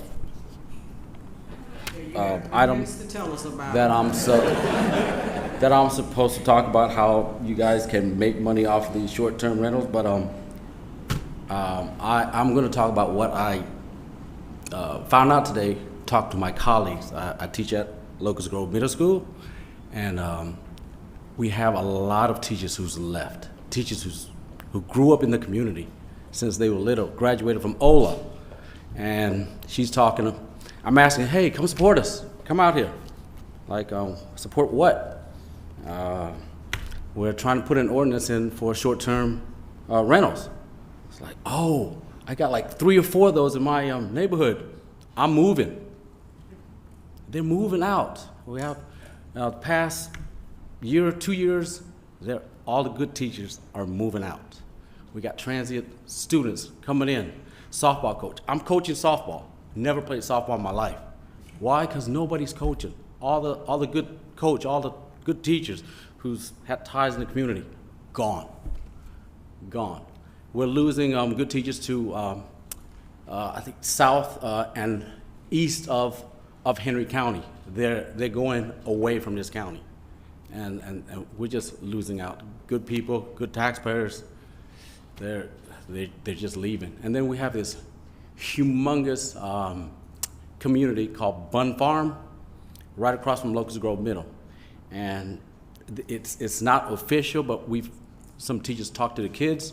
They're not homeowners. The parents aren't homeowners. They're saying that all of these homes are short-term rentals, and they don't have the credit to buy the homes, so they're renting from short-term owners, I guess, those Airbnb or whatever they are. So and we're just having a lot of transient students, teachers coming in and out. We're just losing out on good people all around because they're just moving. I'm just moving, Chan. I ain't got time for that. So that's just a sad case. I love Henry County. It's a wonderful place, wonderful group of teachers, all migrating or just leaving. And I was supposed to be talking about tax revenue. It was just sad hearing all of these from my colleagues who plan to move. They're planning to move in the next couple of years. And we're struggling to find teachers. We have vacancies. Well, we just got 2 math teachers who, one quit on the first day. Went in, did his orientation, just didn't come back the next day. So we just got one hired, and hopefully she won't quit. And that's all I have. I'm sorry. Thank you. Stephanie, is that it? Jeff Warman. Okay.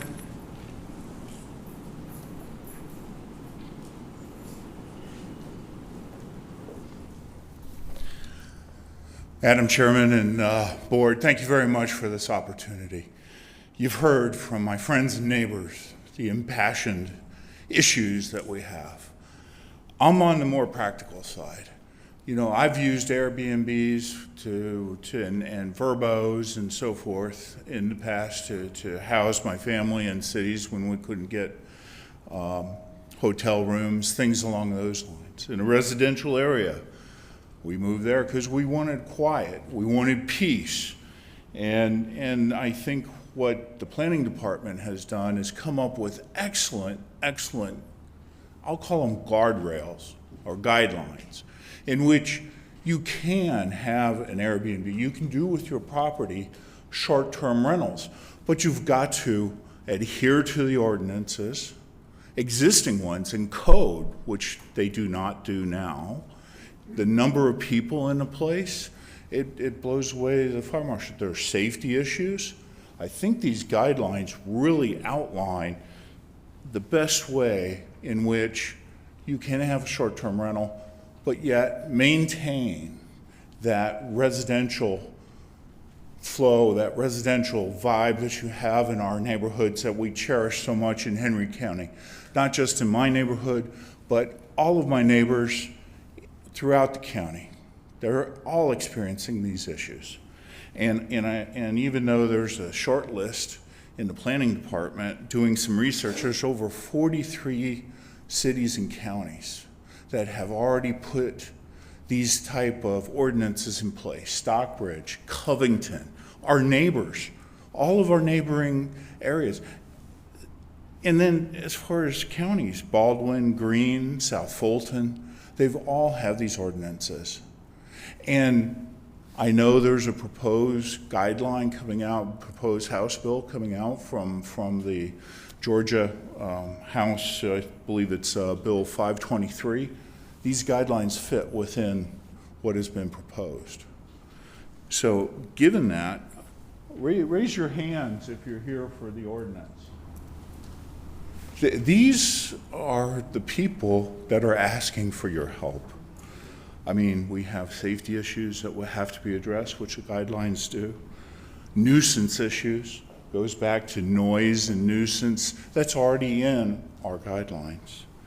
This frat party atmosphere, it defines parties. We have wonderful venues downtown, the Art Museum, others, to have large party type events. It's taking away from those business people too, to the point where we aren't going to have a place where we can have wedding receptions and things like that. It's tying up our police officers' time. You saw being called out is ridiculous 3 times in one day for the same party. It wastes their time and so forth. So, and it's missed taxation opportunity.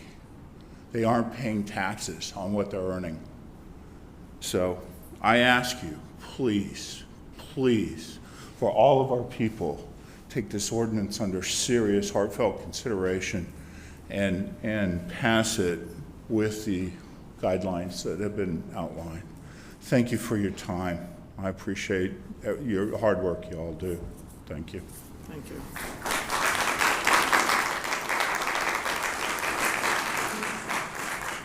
So I have one other question with regards to what you guys have already kind of put together. Is there a number of people that can rent based on the bedroom size? Kind of like hotels, you know, you can't have so many people in a hotel room. Yes, our ordinance requires the number of bedrooms and the square footage for those bedrooms to be that information provided to the county. We'll cross-reference that with the certificate of occupancy that the building department issues for each residence in Henry County. Okay. So I just want to say to the residents, to the speakers and stuff that came up, thank you for taking the time to come out and speak with us and let us know, you know, personally. I've heard a lot, and I'm the one that asked the staff to put this together, to put something together, because we have been getting so many calls and complaints. But the one thing that I'm gonna need you all's help with when the legislative session starts is that there is a bill that is coming before the legislature that is trying to strip local governments of being able to put ordinances like this in place. And so I need for you all to reach out to each of your legislators here in this county and ask them to not support that bill. So we can put this in place, but if they pass that bill at the Capitol, it takes away all of our power to be able to put ordinances such as this in place. So I did just want to make you all aware of that. Commissioner Clemens, I know that you're on the phone. Did you have any comments? No, I concur with your statements, Chair Harrell, and we will be on top of it as a board, and I think the members that came out as well. So what I would like to ask staff to do is for you all to take this back and let's tweak it to however we need to do it, but to make sure that you bring it back to us by next. Is it possible to have it back to us by next board meeting or the second board meeting in September? We just gotta advertise. Second? Yes, because Okay. we've got to advertise. So if you all could bring this back as a resolution for us to be able to take a vote on this, then we need it back to us so that we can put something in place to give these residents some type of relief, because nobody should have to live in the environment that they have brought before us today. Commissioner Thomas. Thank you, Madam Chair, and thank you so much for bringing that to their attention, because the lobbyists who are working against us on the local government have even put into parts of that bill to punish the local government for trying to put forth any type of local ordinance to protect our citizens. And it is very harsh, very harsh. What I do want to ask the staff, when you go back and try to refine this, I think what we have here before us is a little bit too weak. We need to find a way to make sure we give some teeth to this, because you said short-term rentals no more than 30 days.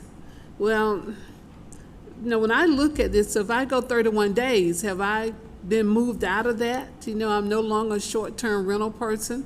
So 31 days gets me past all the good things that you're trying to do. So we need to find a way to define this just a little bit more so that there's a definition of purpose for being there, okay? Because if we just put 30 days, someone can easily decide or find, well, sign up for 31 days, whether you stay there or not, and then these ordinances don't apply to them. So that's something we need to look at. The second thing I was looking at, you said the application process here. Who is going to do the application? If someone is in Oregon, would that be a corporation making the application, or we're going to require the owner to do the application? We need to define where that application, or who will be required to submit the application. And I'm saying that because I think it was someone that stated the person lives in Oregon who never stepped foot in McDonough and operating a facility. But if we put a stipulation there as who must complete that application and who will be accountable to come to court in their absence, then that may help us be able to locate that person in case there is a violation. So I will ask you to add that to your evaluations here. The other thing here that is stated that you have a fine at $1,000. Well, that doesn't work very well because they make more than $1,000. So if I make $5,000 from the short-term rental, you're going to charge me $1,000, then I still might do it because I'm going to make a profit anyway. You know, I'm just trying to help you see that if you're going to do this, let's do it where it does have some type of impact. Let's do it where maybe we need to make a percentage of what that fine will be or what you would have made off of it. And then that percentage now becomes, well, we're going to own 60% of everything you thought you was going to bring in. Now you're at a loss. You have to think about whether or not you really want to do it. The other thing here, you said that I think in your violations, if there's a violations, you have a 12-month waiting period. Let's make it 24 instead of 12. So they understand that we're very serious about this. Other thing here that you state, I'm trying to go down your list here, that this will be going through planning and zoning. I'm assuming that our management and Ms. Matthews is going to determine someone to receive these applications and vet them. I'm assuming that's going to happen. And in the vetting process, make sure there's an application fee, okay?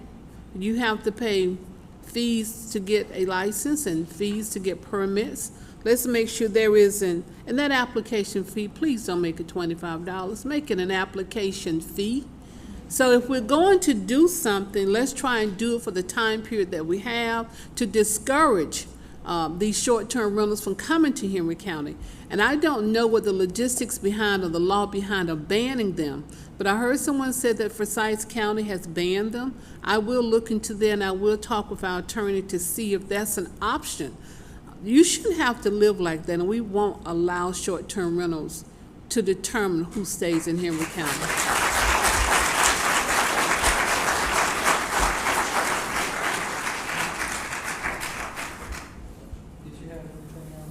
No, thank you, Madam Chair.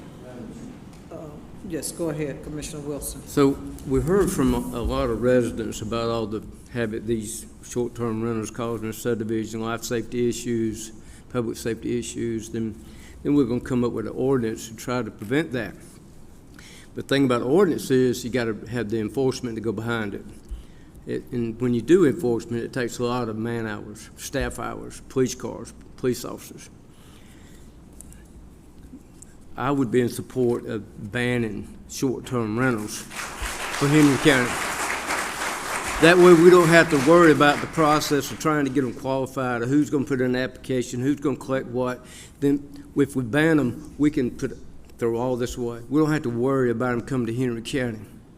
So I'm in favor of putting an ordinance, bring us something to ban them from Henry County altogether.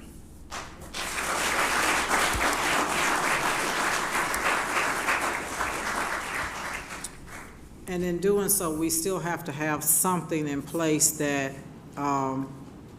that gives law enforcement the ability to basically enforce. And so, you know, if they violate that, then, you know, what are the consequences? We can say we're going to ban it. I would like to see what Forsyth County has in place But when you talk about banning it, we still have to have something in place that holds them accountable if they violate that ban. And does that mean jail? Does that mean a citation? Does that mean jail and a fine? What does that mean? And so we need to make sure that we look at that as well.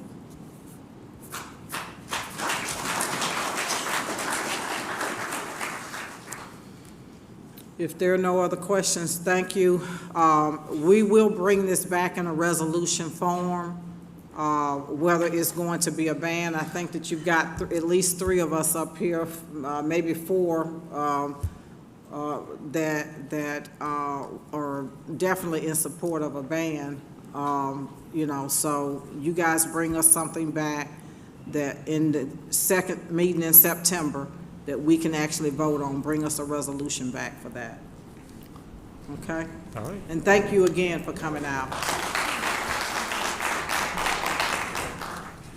Thank you.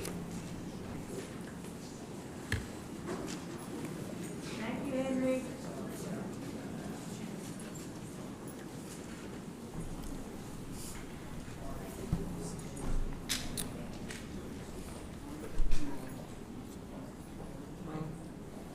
Next item on the agenda is RZ 21-27, Turnstone Group LLC of Atlanta. Good evening, Madam Chair, Madam Vice Chair, and board members. The rezoning request in front of you is for property located at 813 Jonesboro Road. The property is currently zoned RA, Residential Agricultural, and the applicant is requesting a rezoning from RA to C3 for interior self-storage facility.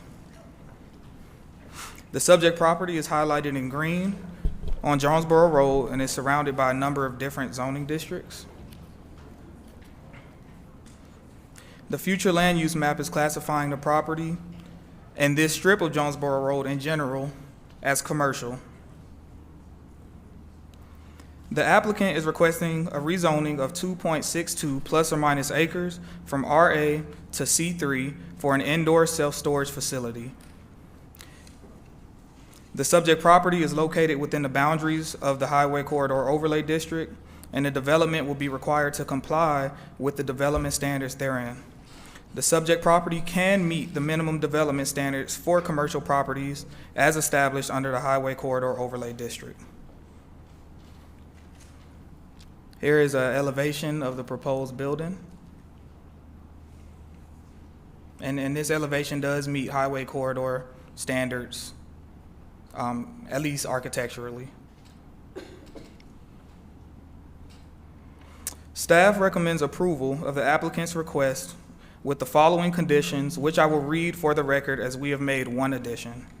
Number 1, C3 uses may be permitted except for the following: boat sales, RV parks and campgrounds, extended stay hotels, car lots, heavy consumer goods sales or services, and uses prohibited within the Highway Corridor Overlay District.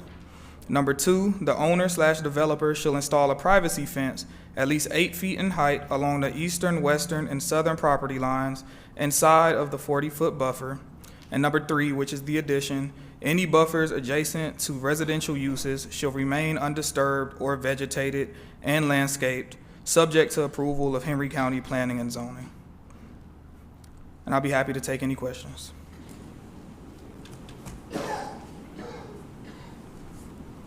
Okay, this is a public hearing. Persons wishing to speak in favor of the request, including the applicant, will have a collective total of 10 minutes to address the board. If there's anyone here that'd like to speak in favor of the project, please come forward.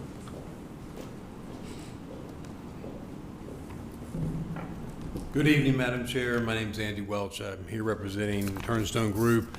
Mr. Adam Goldstein is here tonight as well on behalf of the company. The request is to rezone.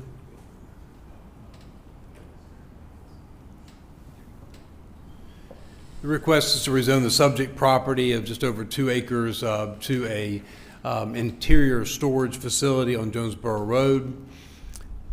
As the staff has indicated to you, the zoning, of course, is RA presently, and the future land use map and comprehensive plan call for this to be rezoned to commercial. That is the request. This is the current state of the property. You can see that it is a rundown residential structure. Adjacent to it are also similar situated properties. This area has a series of old residential homes that have long since not been used and are in a status of decay. And this particular project would help to revitalize that particular segment of Jonesboro Road and actually move it into a commercial use as it's planned for by staff and as this board is planned for in the future under the future land use map and the comprehensive plan. The facility is as required by your overlay district ordinance prior to the amendment in June, required for the self-storage facility to be located as an interior self-storage facility designed to look like an office building in effect, and that's what we have done in this particular profile for you. Also, it has to comply with the sidewalk requirements, landscaping requirements, and the lighting requirements of your overlay ordinance. The parking and design, of course, is going to have a small impact on the front because this is storage. People are just coming in to drop off their items and then leave them and come back to pick up.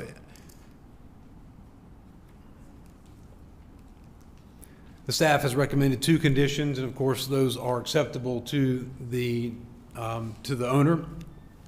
Or the developer of the project. These, we presented this matter before the Zoning Advisory Board, and that project was heard and voted on unanimously for approval by the Zoning Advisory Board. And of course, the staff has also recommended approval because it is consistent with your policies. It would stimulate, I think, the redevelopment of this particular area into commercial uses. This project has been on your books for a year now. As we have moved through the process, and of course, we've had commissioners that have retired and others that have been elected to the position.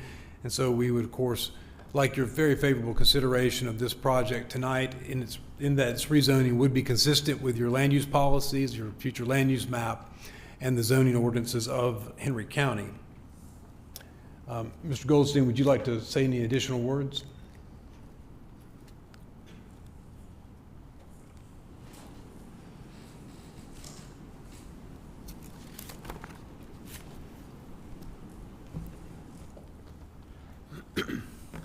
Thank you for your time.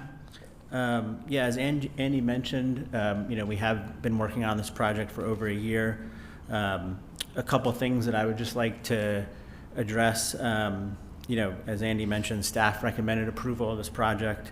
The Planning Commission, when we were in front of them in November, they voted unanimous to approve this project as well. I believe the vote was 7-0. We really think that this would kind of start the redevelopment of that corridor.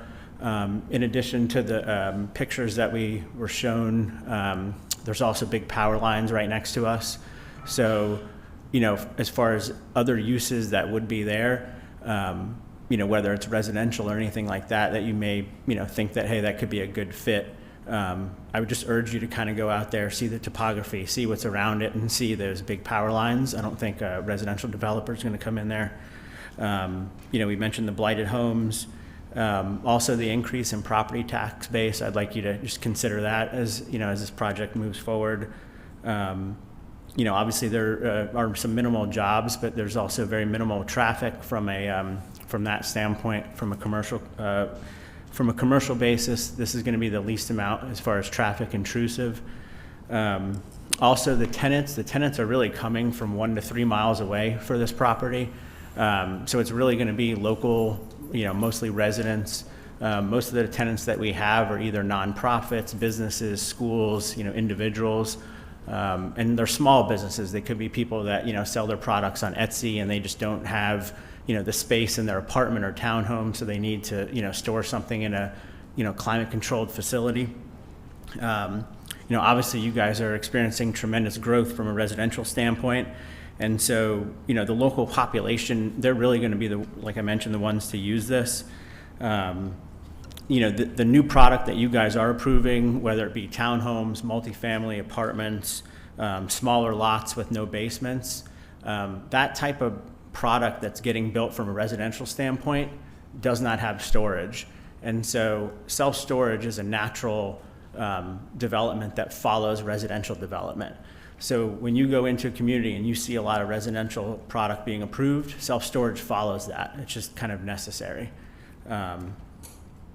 And so, like I mentioned, with the new product that's getting approved, this is going to be your local tenants, your local population is going to be approving this.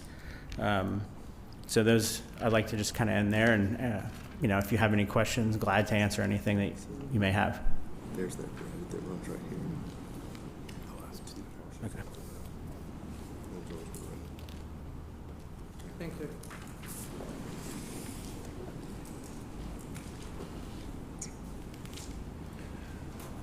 Is there anyone that would like to come and speak in opposition of this storage facility?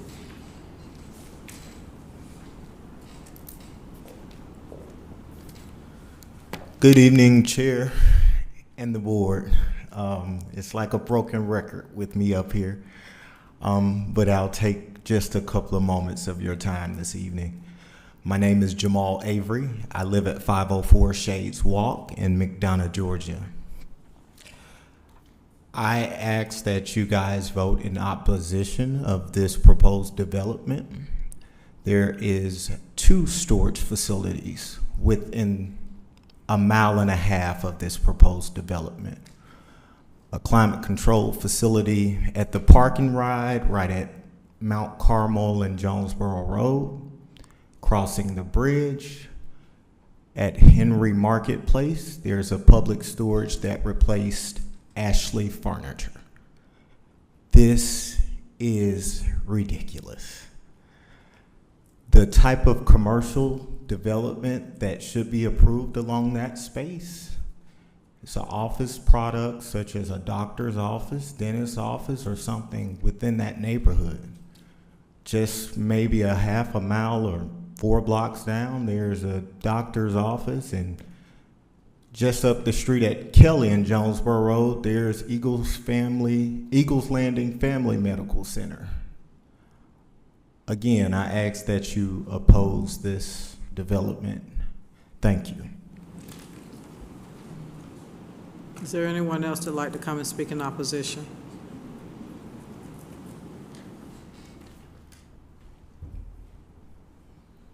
Hi, good evening. My name is Joshua. Thank you for allowing me to speak. Homeowner in the area. This is what it looks like when your renters move out. No one can afford storage units. Come on, we can barely afford to keep up with everything that we're paying for now. So when people move into the area, this is what it looks like when they move out. I noticed they said it was minimal impact. How many crew members or employees would this place put into play? Do y'all know?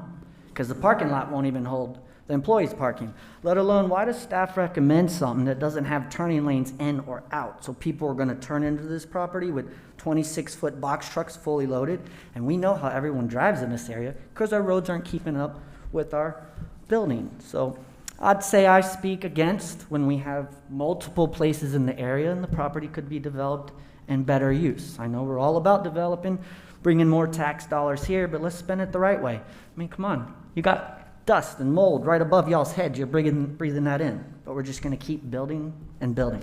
So thank you for hearing me out. I appreciate all y'all do, and thank you for looking at my photo. Thank and you. I think I have one more, but we'll do that another time. Thank you. Is there anyone else that'd like to come and speak in opposition?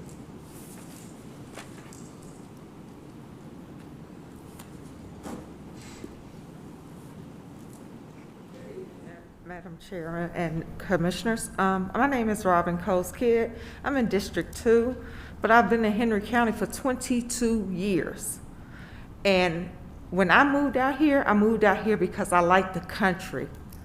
Now the population where I live, they're talking about a new school. You go on Mount Carmel, you got these apartment complexes. You're not widening the roads for all this other stuff to come in here. I do not approve of The storage, we need to have something for these young kids, because there is young parents here. I'm not young anymore, but there are still some young kids here that need to have activities to do and places to go and be safe. Storage is not the answer, and I thank y'all. Thank you. Is there anyone else wishing to come and speak in opposition of this project? Okay.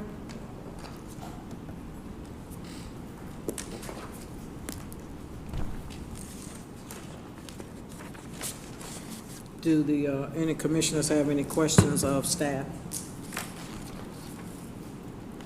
Okay, Commissioner Wilson. I got a comment.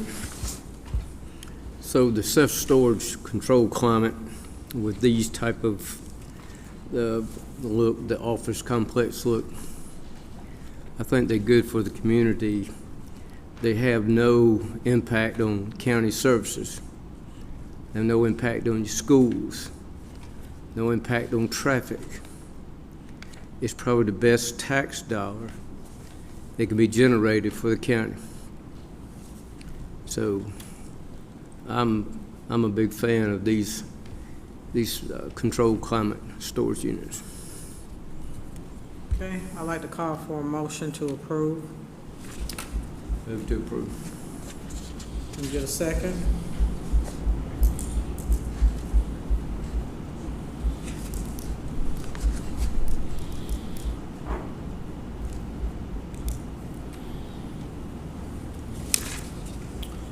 Nancy, we can't get a second. No second. The motion fails for a second. Okay, motion fails. Let me just, because there's no movement on the motion, do you all want to send it back to the zoning? I can't hear you, I'm sorry. Sorry, can you, do you all want the option of voting to not approve it or to send it back down to the zoning and advisory board or just anything along that line? Okay, If so you want to make a motion. Okay, so is there a motion not to approve?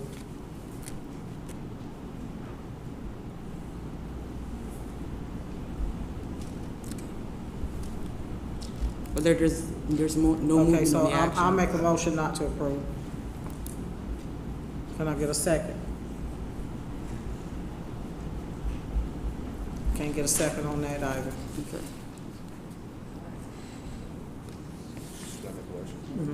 I would like to make a motion to send it back to the zoning advisory board.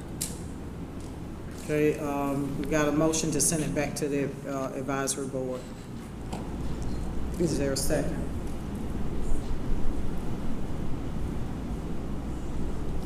Can't get a second on that either. All right, well, there's no movement on the action. Huh? There can be no movement on the action. Okay, on the there's no item. movement, okay. That leaves this action open. So that means that we either need to table it to a date specific or the board needs to take action, because if not, it's just an open case. And we don't know what to do with it with no action from the board. So the zoning advisory board has already rendered a decision. The board has two options, either approve it or deny the request. Those are the two options that you have, unless you want to table it to give staff an opportunity to work with the applicant, or unless there's a subsequent motion. But we do need to take action so that we'll know what to do with this case. Can I make a motion to table it Can. to the second meeting in September, please? We got a motion to table, is there a second? What you gonna do with it?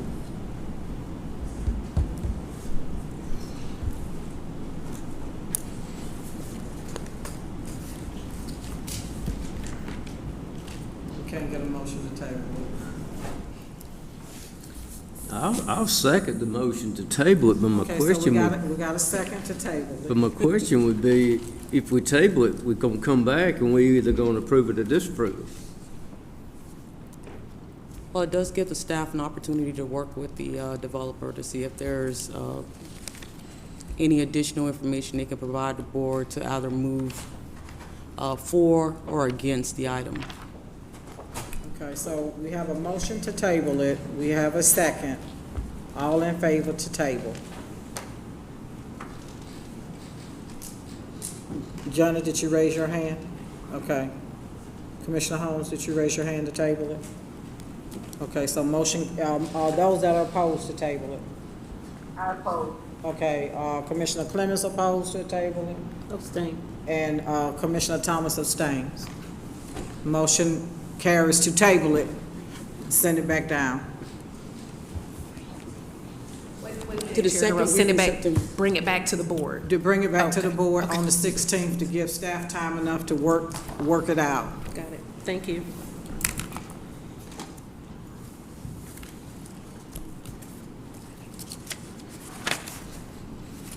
Next item on the agenda is the Blue River Development LLC. Is this a comp amendment? Yes, ma'am. Okay.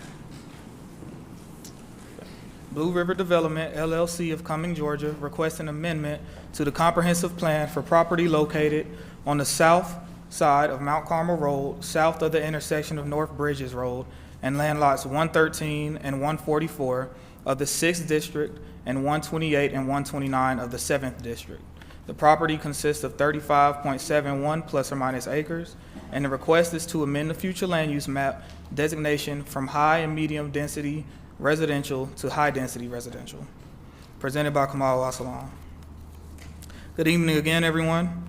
The comprehensive plan request in front of you is for property located at Mount Carmel Road to the southeast of North Bridges Road.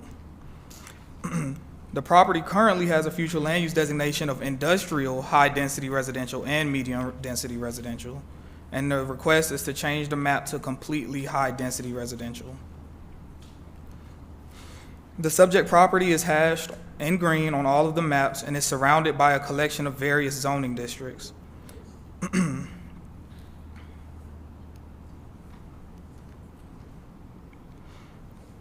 The subject property is in an area designated for activity center uses on a future community map.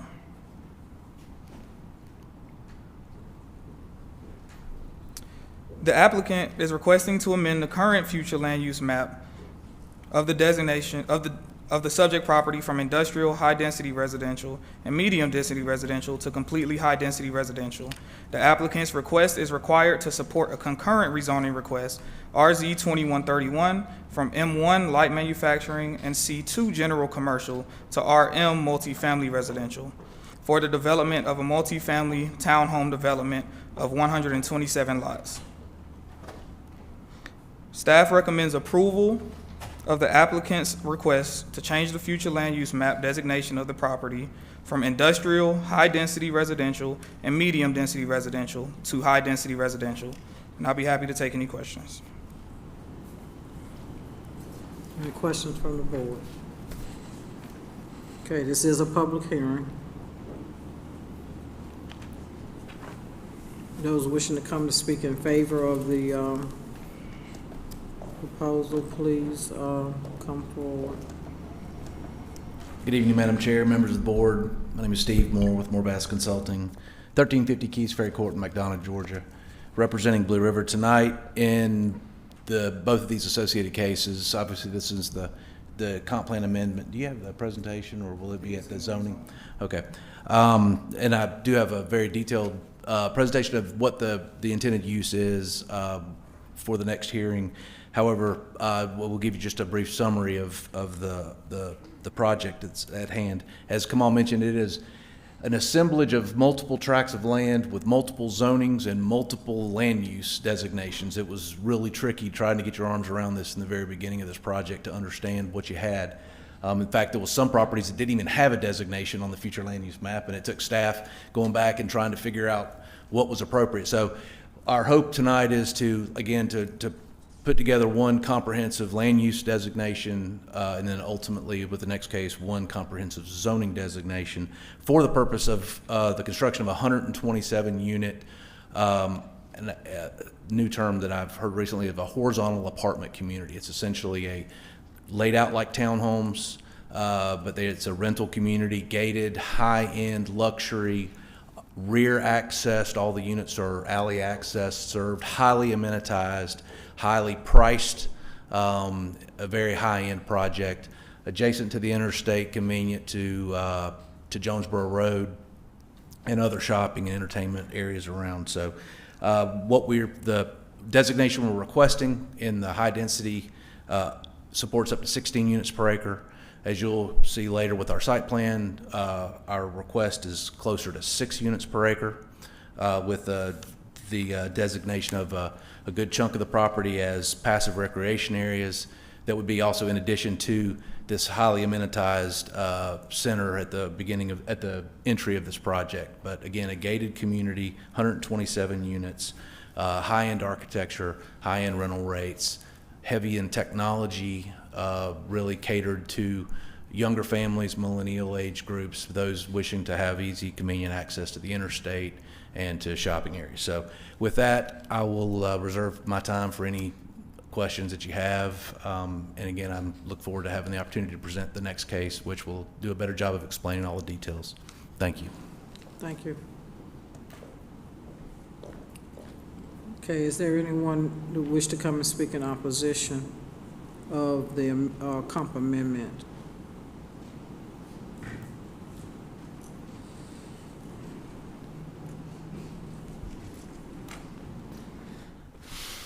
Hi, good evening again. My name is Joshua. I live off of Jonesboro and Chambers, and I would like to speak in opposition of the high density. Why not medium? Why not low? Why do we have to go for the max and cram them in there? We're not sardines. You know, we've got tons of land, and we're developing it left and right. He says rear access. How long's the driveway? Are these renters only going to be able to fit 2 cars in the driveway when 6 people live together now to afford these high-end apartments? Of course, I can't find my photos, but it's just one of those things where if we're going to do it, let's do it right. You know, we already can't keep up with the population we have, with the trash everywhere. And when you have 1, 2, 3 entrances into this place, I'd like to know more, you know, how these entrances, are there going to be turning lanes? Are there going to be merging lanes? You know, are we going to actually do this right and not keep rezoning it, rescheduling it, you know, lessening it? Because I'm going to start coming in here when they want to do this and show you photos of what they've already built and what it looks like now, who's keeping it up. So I just wanted to let y'all know, you know, this is where the public stands. We just keep developing, and I pick up trash on the side of the road, beer bottles every day. So more people means more everything. And I will allot it back to anyone else who wants to talk against this. Thank you again for hearing me, and have a beautiful night. Because the partial label uses. Good evening again, Jamal Avery, 504 Shades Walk. If you guys look in the left quadrant bottom, I'm over in the yellow. So this is very close to my community. I don't necessarily oppose the development per se. However, I oppose the rental aspect of it.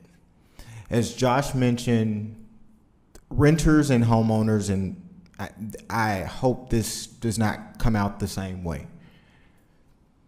They don't take care of the properties as a homeowner would.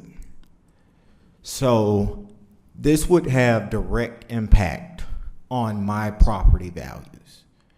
You guys heard a gentleman earlier today speak in regards to Airbnbs and him having to sell his home to move away. I don't want to be placed in the same position. Mill Road and Mount Carmel is 2 lanes. This proposed development sits right on top of I-75. Mount Carmel just received about 320 apartments at the end, at the corner of Jonesboro Road. We will discuss tonight on maybe the next case, a proposed development for some more apartments directly around from this. When will we stop the Jonesboro build? The residents in the area cannot leave their homes on a Saturday to go grab ice cream without waiting at the stop sign of their neighborhood, waiting to exit because traffic is backed up past a roundabout just installed maybe 8 months ago. I ask that you guys take serious consideration in regards to these projects you guys are just ramming down our throats. It's ridiculous. Please help the residents within this immediate area, because it seems like we're hammered with development, apartment, low budget developments. So again, I ask that you help us.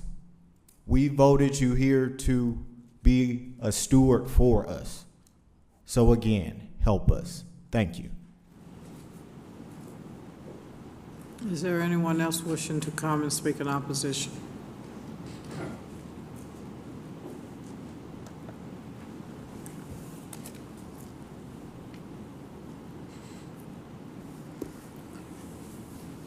Has there been a traffic impact study in this, that's going to be in this area here? So it's a part of their conditions, if approved, that they have to do a traffic impact study. I'm sorry, I did not hear you. They would have to do a traffic impact study as a part of their conditions. It's number 2 in staff's recommended conditions. Okay. And don't we have some road widening that's going to be happening in the Jonesboro Road and Yes, Mill ma'am. Road area? Yes, ma'am. Okay. All right. I'd like to call for a motion.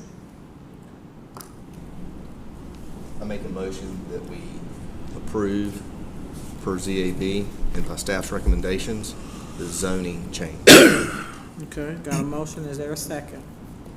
I'll second. Got a motion and a second. If there's no further discussion, all in favor? Oh, I'm sorry. Go ahead. I'm sorry, Commissioner Wilson. The gentleman made a good point, the first gentleman come up and spoke. He talks about the high density so I would like for someone to address the difference between the high density versus medium density, because the high density is allowed 127 units, and which is 16 units per acre. So, yes, sir. So can you address that for the people out in the audience and our viewers, please? Yes, sir. So this is the future land use map. This dark orange is high density, which allows up to 16 dwelling units per acre. Now, our next density underneath that, which is medium density residential, only allows for 6 units per acre net. Now, this particular development is only going to be a net density of 6.18. They had to shoot for high density because there's nothing in between that 6 and 18 on our future land use designation. Okay. Sir, I hope that answered your question. Okay. Okay, so we got a motion and a second. All right, if there's no further discussion, all in favor? Aye. Aye. Okay, Commissioner Clemens voted aye. All opposed? Got one opposed. Motion carries. Okay, so the next item is RZ-21-31. Yes, ma'am. RZ-21-31, Blue River Development, LLC of Cumming, Georgia, requests a rezoning from M1 Light Manufacturing and C2 General Commercial to RM Multifamily Residential for property located on the south side of Mount Carmel Road, south of the intersection of North Bridges Road and land lots 113 and 144 of the 6th District and 128 and 129 of the 7th District. The property consists of 35.71 plus or minus acres, and the request is for a multifamily townhome development, District 3, presented by Kamal Al-Salam, Planner 3. The rezoning request in front of you is related to the comprehensive plan amendment change that you just approved in the previous case. The subject property is hashed in green on all of the maps and is surrounded by a collection of various zoning districts. The subject property now has a future land use designation of high density residential, which does allow for 16 dwelling units per acre net. The current survey is shown on this slide. The orange portion of this survey is not to be considered in the rezoning. The site plan submitted in the application is shown on the slide. It consists of 127 townhome lots and includes rear entry alleys. The applicant is requesting to rezone 35.71 plus or minus acres from M1 and C2 to RM multifamily residential. Per application materials submitted by the applicant, they are proposing a 127-unit townhome-style rental community with a density of 6.18 dwelling units per net acre. The applicant has submitted a concurrent comprehensive plan amendment to request to amend the future land use map designation from industrial, medium, and high-density residential to completely high-density residential. A large portion of the property is within the boundary of a 100-year floodplain, which will be dedicated to open space. The applicant is also reserving 80 feet of right-of-way for a possible Bridges Road extension to Sterling Place. The subject property is not within the boundaries of the Highway Corridor Overlay District, and the property is within the Walnut Creek Watershed Protected Area, but no development is allowed to happen in that area. According to the Water Authority, sanitary sewer service and capacity are available to the subject property. The Transportation Department is recommending long-term improvements in the general area. That's Mill Road, Jonesboro Road, Mount Carmel. This is local fire station number 1. So on January 13th, 2022, the Zoning Advisory Board recommended approval of the applicant's request to rezone the property from M1 and C2 to RM multifamily residential with staff recommended conditions as presented during that meeting. Upon further evaluation, staff is recommending approval with the 18 conditions in your exhibit book with 2 changes to condition number 6 to read as, for townhome units, the developer shall install a sprinkler system approved by the Henry County Fire Department and Henry County Building and Planning Review Department. And condition number 12 to read as, the number of total dwelling units shall not exceed 127 units. Compliance with zoning conditions and development standards may further limit the number of dwelling units. And I'll be happy to take any questions. So you said that there are 18 conditions on this. Can you talk to me a little bit about, read into record what those conditions are? Yes, ma'am. Would you like me to read all 18 or just the ones we're changing? Do you have a? Yes, ma'am. Can you put them up? They're right here. So from this presentation, the only conditions that are changing are slight modifications to number 6, just to say that basically it reads that they need to install a sprinkler system or fire prevention measures. We're taking that or fire prevention measures out and just doing straight sprinklers. And number 12, just to read, it's a typo here, is 129 lots. It's actually 127, and we're just going to limit them to 127 lots, period. All right. This is a public hearing. Those wishing to speak in favor of this project, please come forward. Good evening again. Steve Moore, Bass Consulting, representing Blue River in the rezoning request for you.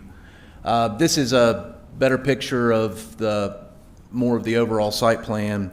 As Kamal mentioned, the total tract is 35.7 acres, with Mount Carmel Road being here. So we're on the south side. Sterling Place is here. Interstate 75 is right here at the bottom. This is, I think it's called Site 1 now, but it used to be the John Deere Landscape, or maybe it's still owned by John Deere. And then there's the Mount Carmel Vista Apartments that's right here, and then the red light at Jonesboro Mount Carmel is just at the top of the page. This site has its primary, has a 30-foot buffer that runs the perimeter of the property where the development is, and then obviously this is the section of right-of-way that's been reserved, and then this is the open space area in the back. There are 2 accesses to this property. The first access being off of Mount Carmel Road, that would be the gated access, or both of them are gated, but that's the primary main access with monument signage, lighting, et cetera. There's a secondary access that's proposed on Sterling Place that would also be gated. And then we are proposing, as staff has recommended, a 5-foot wide sidewalk to run along the entire frontage of Mount Carmel Road. This is a rendering of the front gate, the main entry, showing the signage, showing the fencing and the gate and the sidewalks. So there is, at that entrance that you just saw, that is again the primary entrance, and it kind of dumps you right into the main central amenity area. That area will consist of park areas, a paved parking lot, clubhouse with a gym, a meeting facility, recreation rooms inside, a community fire pit. It will have a resort-style pool with cabana areas, and then the mail kiosk would also be concentrated in that same area. And again, just to go back to what I said earlier, the best way to visualize this is a horizontal apartment community. It may look like townhomes. It is an apartment community in every sense of the word. It's professionally owned and maintained by an organization that keeps up with the maintenance of the buildings, the maintenance of the yards. There is no concerns over people getting kicked out and all their stuff is laying in the front yard. They don't own the yard. Somebody else owns this whole facility, and these people are renters just like they would be in an apartment community. So there's facilities and systems and processes for how they go about their everyday business, and you're not dealing with one homeowner who's dealing with one renter. I just want to make sure that that was clear. This is also, there will be a back gate here, a pedestrian gate. This entire facility will be fenced, obviously, for security purposes. There'll be an external gate here that would allow the residents to be able to access this nature trail area here that would be constructed partially within the floodplain but out of the wetlands. And then there's also a big area right here that is out of the floodplain, out of the wetlands, that we intend to be as some type of a recreational field for the residents of this community. So this is elevation view of the homes. Again, this is so the architectural style is modern farmhouse. That's the look that the developer has chosen for this. It's a relatively modern architectural style these days. Not your traditional red brick apartments, which some people like, some people don't. This is a much more kind of modern and up-to-date architectural style. Again, these are rear accessed units. So as you're coming down the main driveways, there'll be tree lined sidewalks, no driveways, and then these alleyways will provide all of the access to all of the units. And we've already confirmed with the fire department that these alleyways are sufficient in width to meet all of the fire code requirements for that. This is a video, hopefully it plays. Yeah. So this is the actual site plan and showing just kind of what the streetscape would look like or will look like. That's obviously the main gates. The amenity area would be on the right-hand side.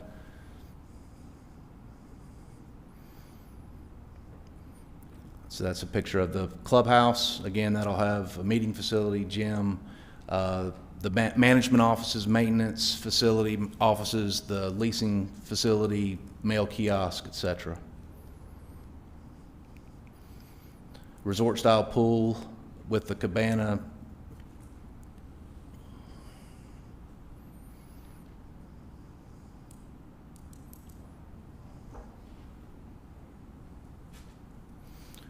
No driveways on the main road. Again, this is just one of the benefits of the rear alley accessed community. The buildings are pushed up close to the road, inviting people to enjoy time in the front and not have to worry about a bunch of cars pulling in and out of the driveways. And then this will be the rear access. Also a great corridor for utilities, for all of the wire-based utilities plus water and sewer, which is always a big challenge sometimes in high-dense projects. So that is the project known as Grant Park. Let's see here, where's the next slide? So again, we think this is a community that's going to cater to a variety of folks, young professionals, millennial age commuters. This, based on the architectural style that's been chosen, the amenities that have been added and proposed for this project, the rental rates are estimated between $2,400 and $2,600 a month. So this is a high-end project. It is ideally situated based on, again, its access to the interstate and other amenities in the area. The interiors of these units are high-end. These, they each have a front and a rear yard, which is a difference between that and traditional apartments, as you probably know. It allows people with pets the ability to have an area to walk their dogs.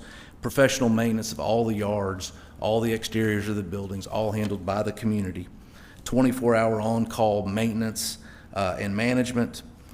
And these traditionally rent 10 to 20% higher than a regular Class A apartment. So just wanted to make sure I just drew the distinction between the two. They all have 2-car garages. The driveways are adequate in length and width to be able to park 2 cars without blocking the road. They could actually park 2 cars and probably 2 behind it as well. In addition, we've offered guest parking. In addition to the amenity parking, there's several other areas that have been designated on, actually the site plan that Kamal showed has the guest parking. I apologize, it's not on this rendering. But there is several areas that have been ideally kind of strategically placed to provide parking for those residents or for visitors of those residents. These are, each one of them has a private front and rear porch. The yards are fenced in the rear or partially fenced. There's masonry fiber siding proposed, architectural shingles, architectural garage doors. Each of the units has a smart technology package with Ring doorbells, automated thermostats, smart wiring throughout. The interiors are finished with granite, luxury vinyl flooring, oversized tall ceilings, stainless steel appliances. So again, we think it's an ideal use for the area just based on demands and based on this product type, and we think it's going to be a very attractive product type for the community. We've received recommendation of approval from the Zoning Advisory Board, and obviously staff, their recommendation of approval. We're fine with all 18 conditions as modified tonight with those couple of little adjustments. And again, appreciate your time and happy to answer any questions when the time comes. Thank you very much. Thank you.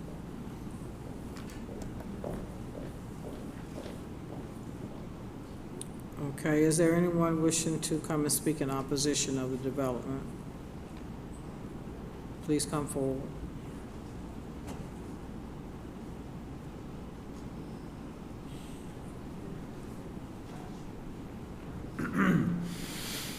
Well, good evening again. My name is Joshua. Less litter, more love. Since the Walnut correlation isn't here, Walnut Creek correlation isn't here, you know, Walnut Creek's already deteriorating, and we're getting into this now. Look how compact that is. You know, I love that he said he checked with the fire department, because who knows how many people are going to have how many cars. How's a fire truck getting in there when they're street parking? Here's what gated communities get. Oh, don't do this to me. So we lived in gated communities since we moved here, been here 7 years now. And this is that's what gated communities get you here in Henry County. Rental properties, you know, you only have 10 officers on duty at night. And when you have 10 domesticated violence calls already, and that's the 11th, this is what you get. So when we keep just cramming us in here, again, no turning lanes in or out of this place. The roads are already hammered. This is a very condensed property. We're from Florida. I don't see any lakes or ponds for the birds to play. No fountains. You had to write in a code for them to put in sprinklers. What other corners are they cutting? So I just want to say, we already have enough apartments. They're already still going up. The roads are full of trash. Y'all don't even have raised pavement markers on the way here, or stripes or lines. So I'm just curious what we're doing with all this money that is coming in with all these new taxpayers. Thank you. See y'all again. Anyone else wishing to come and speak in opposition? Good evening again, Jamal Avery, 504 Shades Walk. I would just like to add in regards to this same development was approved on Foster Drive not too long ago. Similar in size, similar in basically everything. So we're copying and pasting at this point to build these units. This is ridiculous. This is ridiculous. That's all I have. Thank you.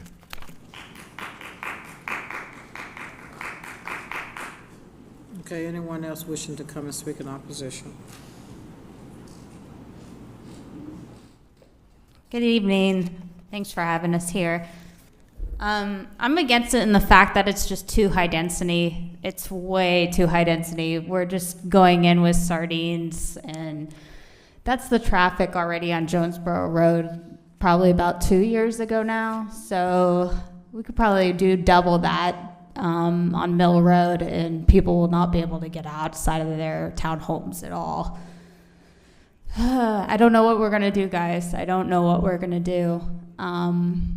Obviously, you guys can't turn down developments due to traffic, but something has to change because this is just ridiculous, as Jamal said. So I'm against the high density. Maybe the developer can come back with smaller density units, something less density on the land, but this is just not working. Okay, anyone else wishing to come speak in opposition?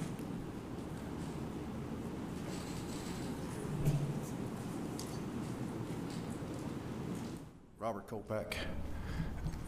Looking at the plan, is this the best we can do? I don't think there's enough amenities for the community. We're supposed to be very in high demand. Everybody wants to come here, but it's an out-of-county developer giving us the bare minimum. I don't care how you shake it, it could be a lot better. That pool's not big enough for 127 units. The pavilion, you think somebody's gonna walk into wetlands? Come on, let's use some common sense here. Let's make them go back to the drawing board, make them give us something that we really want. Thank you for your time.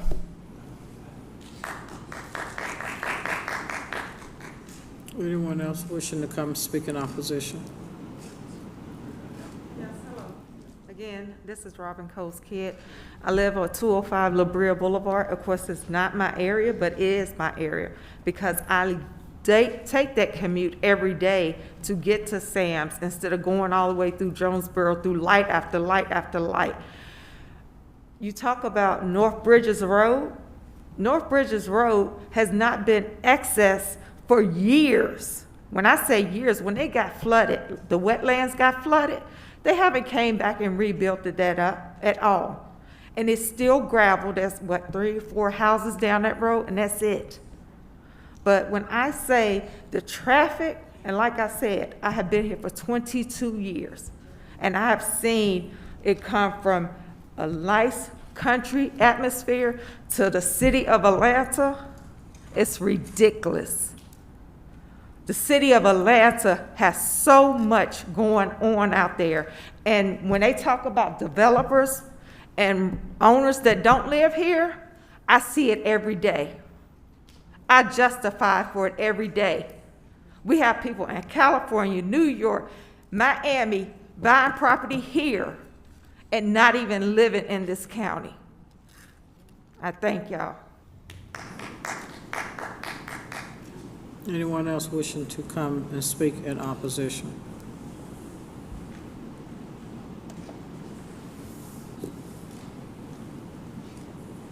Okay.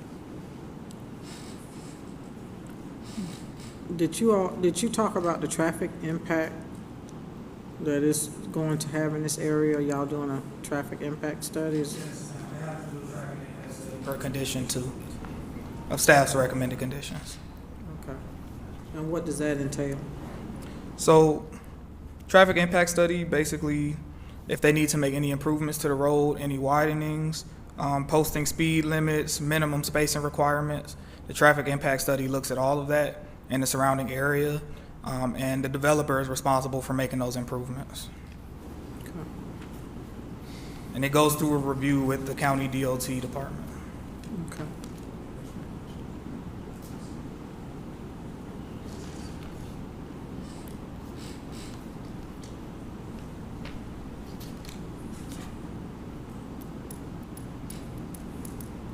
Is there anything else that, we need to know from the side over here, because they having their own meeting? Chair, there's an issue that arose regarding the ownership of some of the property that the county manager is discussing now with the developer and and her representative. If we could just have a moment, can we get a recess? Can we get a 10-minute recess, Chair, so that they can discuss the matter and bring the issue before the board? We're trying to figure out what can be done regarding the matter. Okay, we're gonna take a 10-minute recess.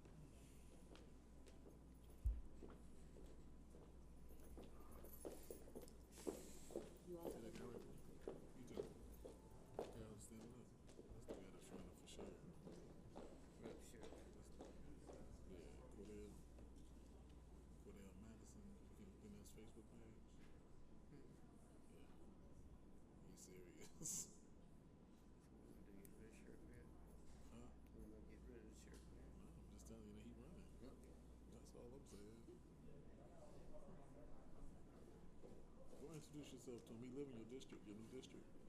He lives in District 2, well, District 5. Well, yeah, he lives in District 1.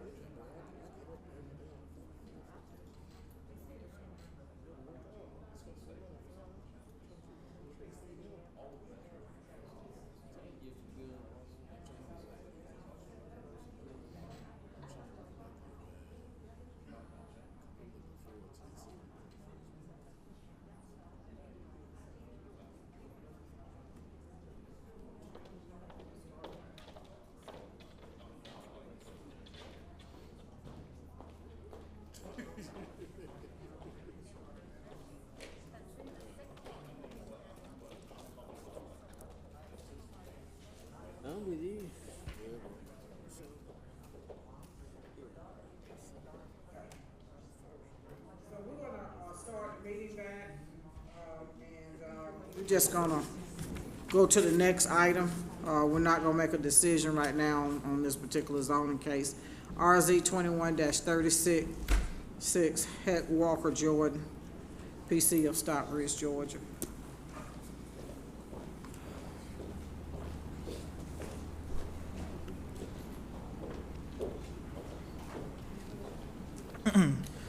Good evening again, everyone.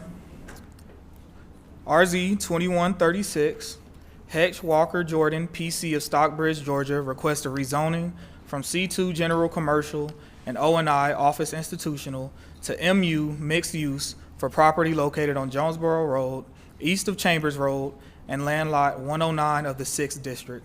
The property consists of 21.5 plus or minus acres, and the request is for a mixed-use townhome apartment and commercial development. District 2, presented by Kamal Asalam, Planner 3. The subject property is highlighted on green on each map and is surrounded by various zonings and mixed-use and medium-density residential future land use designations. The property has a future land use designation of mixed use. And as you can see from this map, this is the last bit of mixed use or high density future land use on this western side of Jonesboro Road, right in that corner of Chambers and Jonesboro.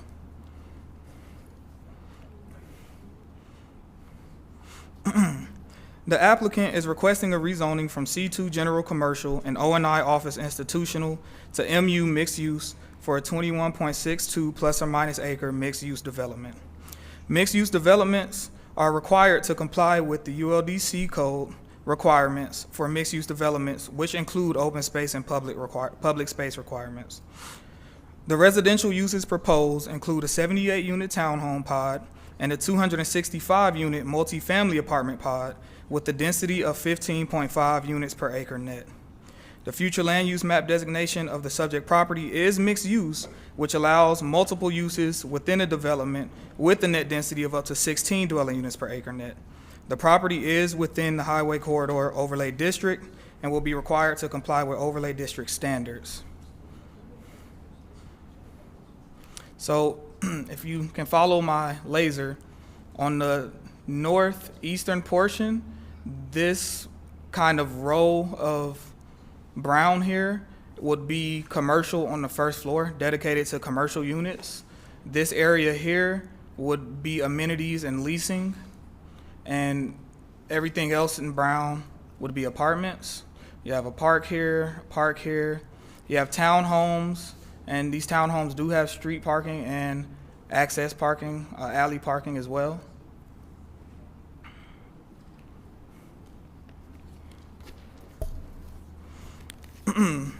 So this portion of Jonesboro Road is being widened from a 2-lane to a 4-lane road in the near future.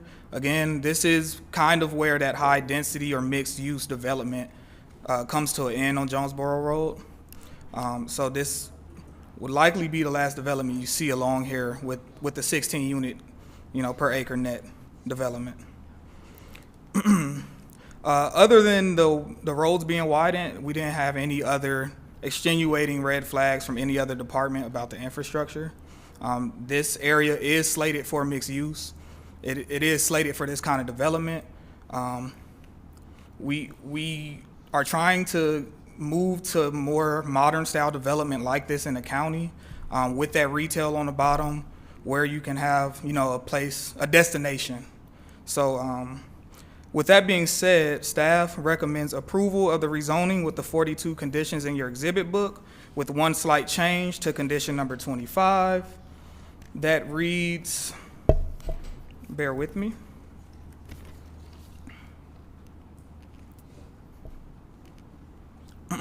Condition number 25 would read, if changed, for townhome units, the developer shall install a sprinkler system as approved by Henry County Fire Department and Henry County Building and Plan Review Department. And with that, I will be happy to take any questions. All right, this is a public hearing. And those wishing to speak in favor of this project, please come forward. You have 10 minutes. Greg Hecht, Hecht Walker Jordan, 205 Corporate Center Drive, Stockbridge, Georgia, 30281. This is the opportunity to have a top-in-class development in the last area of mixed use for which the future land use map calls for. Someone was asking us to bring top-in-class. That's what we've done with TPA.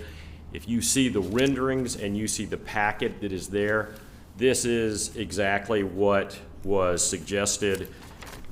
Future land use map wise is exactly what I would be looking for when I was an assistant district attorney, when I was when a county attorney, when I was a young professional. This is exactly what I was looking for as opposed to what I am now, which is an old professional.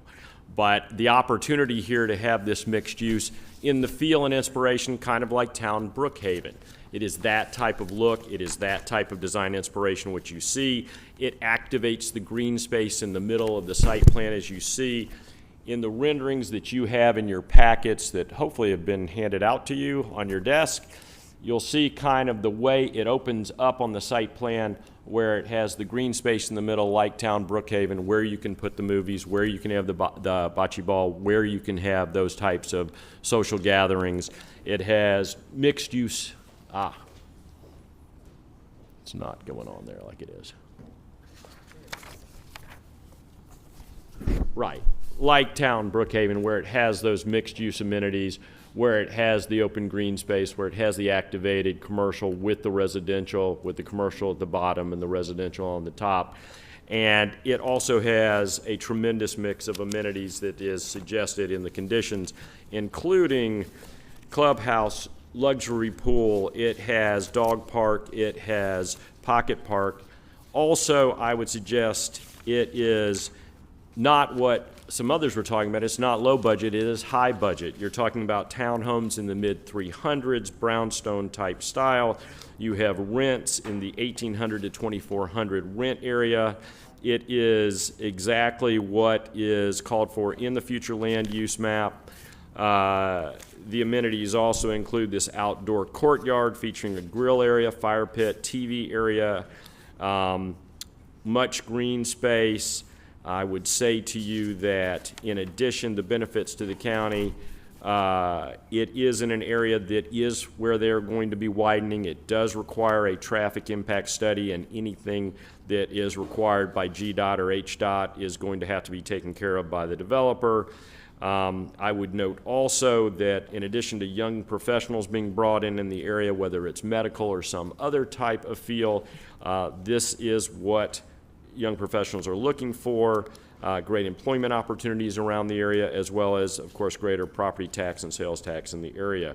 This was given staff approval. All 40-something conditions have been agreed to by the developer. Also, it has been approved also by the Zoning Advisory Board. I do have to mention, just being, the shortest lawyer in the room ever, we do have a constitutional notice. We would like to protect our property rights, our due process rights, and our equal protection rights. This is surrounded in the area in the future land use map for mixed use. TPA has a number of projects that are like this in the area and around Metro, which have been very successful as well that they can describe if needed by Charles Moore. They include the Lakeview project in Alpharetta, the Whitby in Grayson, Richmond Row in Suwanee, the Penman on the Beltline, and a number of other very successful premium communities, which I think Henry County will be very appreciative of and enjoy this opportunity for this mixed-use development.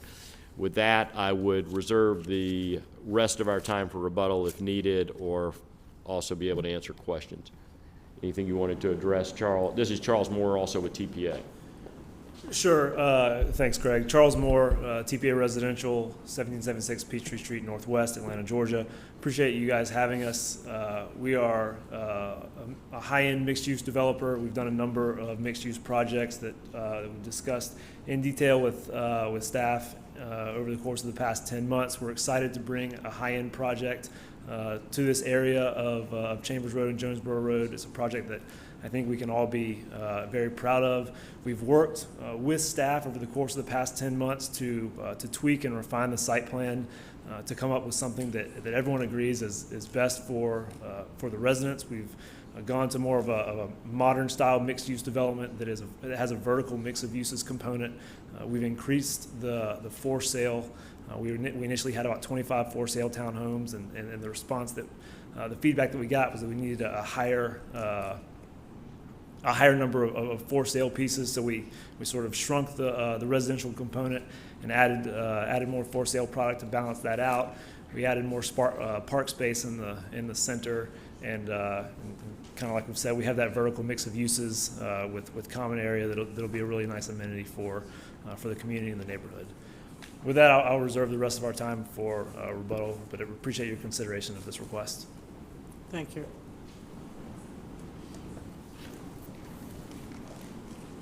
Is there anyone wishing to come to speak in opposition of this project?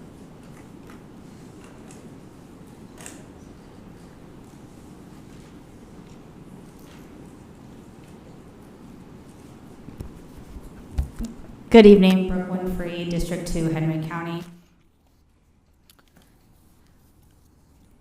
First of all, I'd like to thank the developer for adding more green space, because that was a concern previous meeting in the zoning, so that's very nice. The concern I kind of have at this point is that it is 3-story, and that's not matching the surrounding area.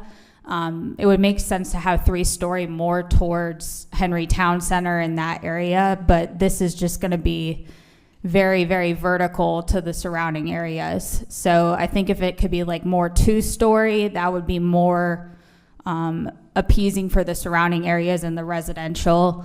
Also, the concern about the for sale, there's a big issue with the rental properties that we have in the community being bought up by all the rental properties and companies. So I don't know if there can be a 10% cap put in place right off the bat with their HOA. That would be a main concern, especially if there's more for sale properties. With the companies coming in, all the rental property companies coming and buying stuff up, I think that's a major concern. Also, a major concern is how is it going to be maintained? Is there an HOA in place for all this? Is there on-site rental taking care of all the landscaping and upkeep? I think those are my main concerns at this point. Thank you. Is there anyone else wishing to come and speak in opposition?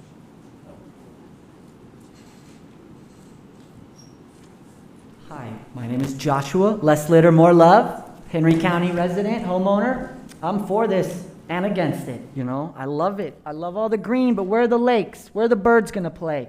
There's a park 15, 20, 30 minutes east of here. There's a beautiful lake. It's a gorgeous park. People like to walk around nice amenities.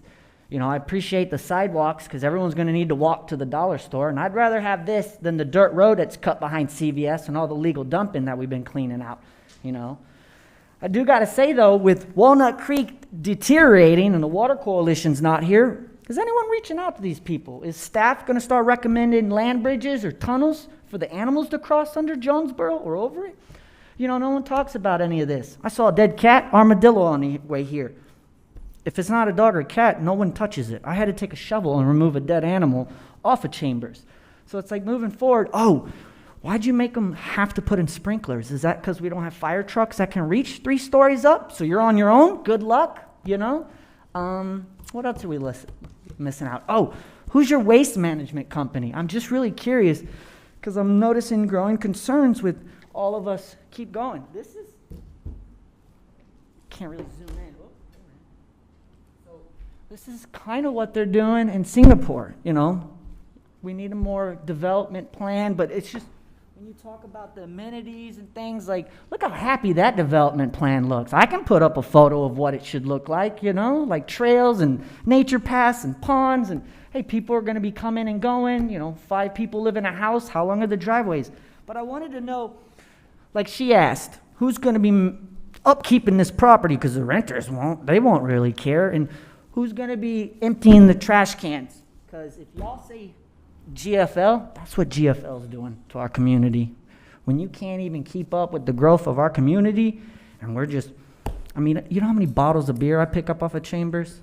It's just more and more. Are we going to get more flock camera systems on the, Chambers in Jonesboro to protect ourselves? Because y'all know that Advance Auto Parts was robbed at gunpoint.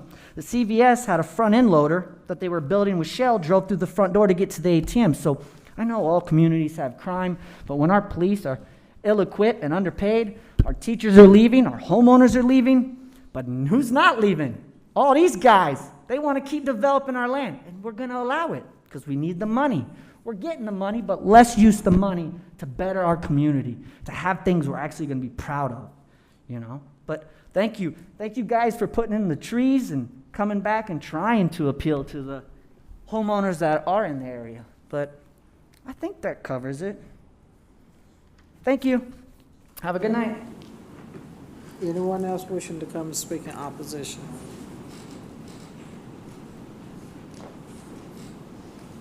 Good evening again, Jamal Avery. I really don't have much to say about this development. I just ask that you guys strongly consider some type of moratorium or something in regards to building along Jonesboro Road. I'm very passionate about this. I transverse Jonesboro Road every day coming to and from work, and this is ridiculous. You guys are keep just jamming hundreds and hundreds and hundreds and hundreds of units in here with the promise of attracting millennials to make big bucks, when in actuality you have a family of a multifamily living in a one family household because they can't afford to pay the rent. Let's be serious. Stop the build. It is ridiculous. Thank you. Anyone else wishing to come to speak in opposition?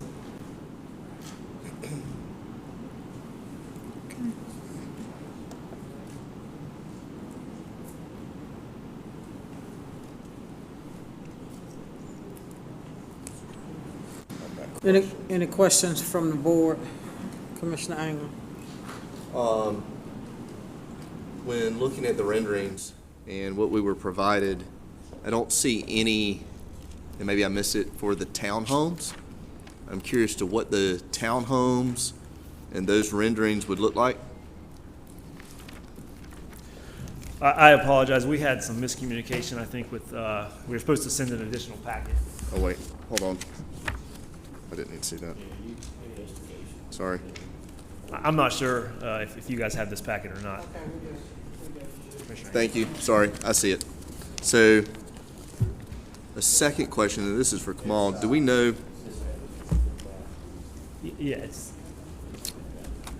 when Jonesboro Road on that end is going to be widened to 4 lanes to match the rest of the roadway? DOT has plans to widen Jonesboro Road. I think it stops at Chambers. I might be wrong.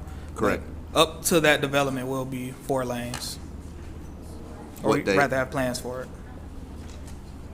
What's the date on that? Jonesboro Road widening. To the west? Yes. To Chambers. Henry County SPLOST has, I think their limits are from, they'll pick up where it's 4 lane near the interstate, and their intent, I believe, is to go to North Mount Carmel with the 4 lane, which should include, they'll include this segment near Chambers. But the SPLOST has approved that? It's under T-SPLOST. Do we have a date on that day? I don't. You have a date on Jonesboro Road. Sorry. Thank you, David. So the question was about when we're going to build Jonesboro. Yeah, do we have a general date of when that's going to happen? So right now, currently, we're working on the design, on the concept currently on Jonesboro Road. We're looking at design. It's going to take us about a year to design it. And then acquiring right of way will be another year. So we're looking at starting construction in 2024. Okay, thank you. And then Kamal, one question. I was reviewing the conditions, and I just want to see if I missed it, to the lady's question. Is there a rental percentage on the townhomes? No, sir, but I'll be happy to add one. Are the townhomes all for sale? Yes, ma'am, they are.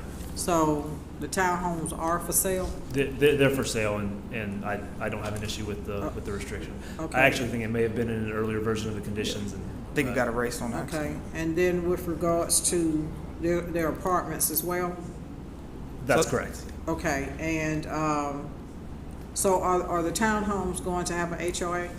There will be an HOA. These are also, well, the site plan's not up there, but it's private streets. And so there will be an HOA between the apartment community and the townhomes to maintain those streets. And then the townhomes will also have an HOA to maintain their yards and whatnot. Okay, and so the retail portion will be on the apartment side? The retail portion will be on the apartments. Maybe we should pull that back up.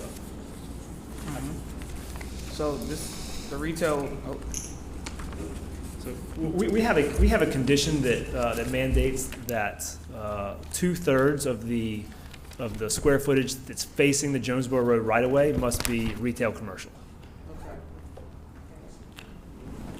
And if you look at the site plan to the right is where we'll have the parking for that commercial or retail, and you can see it's called out on the bottom. Commissioner Clemens, do you have any questions? Chair Harrell, I would ask that we table this item until we can have the developer meet with the homeowners. The homeowners that are there tonight have requested that we have a meeting with them so that they can look more into detail at the project. They also want to be, I heard there were some concerns about the height of the buildings. We don't have they have not seen the design of the townhomes. I would respect staff recommendation for approval, but due to the homeowners having some concerns, I would rather table this. Okay, so the designs have been put up, so. So in regard to the townhome designs, staff would prefer that the townhomes match the apartments and the commercial units. And I think we have a condition in there that states that. They haven't provided us elevations, but that's not something they would design typically before a zoning is approved. And that's right. We have provided renderings, and we would be comfortable saying that, and I believe it actually says that in the conditions, that we have to be substantially similar to the renderings that have been provided. All right, then, are you making a motion to table it, Commissioner Clemens? That is correct. Okay, so we got a motion to table it to when? I need a specific date because we've had the public hearing. I understand you can make the motion to pass it, but I'm making a motion to table it, and I don't have a date. We have to meet with the homeowners. And that's something that I've always done, so. Okay, so I was we have prepared to support table. staff recommendation. Right. I was not prepared to have opposition. So since we have opposition, I would prefer to make sure that I can get the constituents on board with the project. Okay, so you still have to table it to a specific date. So do you want to do it the first We can meeting, do it. first meeting in If I have September or If the I have to second give a date, I'm gonna move it to October. And if we can do it before then, that's fine, but I need to get with them to make sure that, first of all, the developers are gonna agree to it, that they have time to go back and make changes. So, that's the biggest concern. September, the last meeting in September or the first meeting in October. I'll prefer the first meeting in October, that morning meeting, since we've already heard everything, Chair Harrell. Okay, so, I'm sorry, so, okay, so y'all talking now. If we could do the second meeting in October. We'll or do the second meeting in September. Or September. We're not gonna delay it much longer because we don't have those many meetings before the end of the year. And we already have a long schedule, for the remaining year. We're more than happy to sit down with the opposition and come up with a solution everyone can agree to. Okay. And we can, Okay, as long so as everyone can meet, we're happy to do it by the second meeting in September. Okay, then, so we'll do it the second meeting in September. It'll be tabled to the second meeting in September. Thank you, we appreciate your time. Chair, I need a second. Yeah, so it's a motion. So there needs to be a second to table it to that second Okay, meeting in so September. I second. Okay, and if no discussions, all in favor to, all right. Commissioner Clemens, we're gonna table it to the second meeting in September. Perfect. Okay? That's good, thank you. Okay, you're welcome. Okay, so, can we get this other item back up here so we can make a decision as to what we're going to do on this, previous zoning? Would come forward and look to modify the zoning conditions as it pertains to the issue that we've been discussing, which is the right-of-way. Okay. So give us All right. 1 second, and she's gonna come forth and present to the board. Okay, all right. Well, Friendly we're gonna- amendment. Okay, so while you all are doing that, are there any other, are you coming forward now? Okay, come on.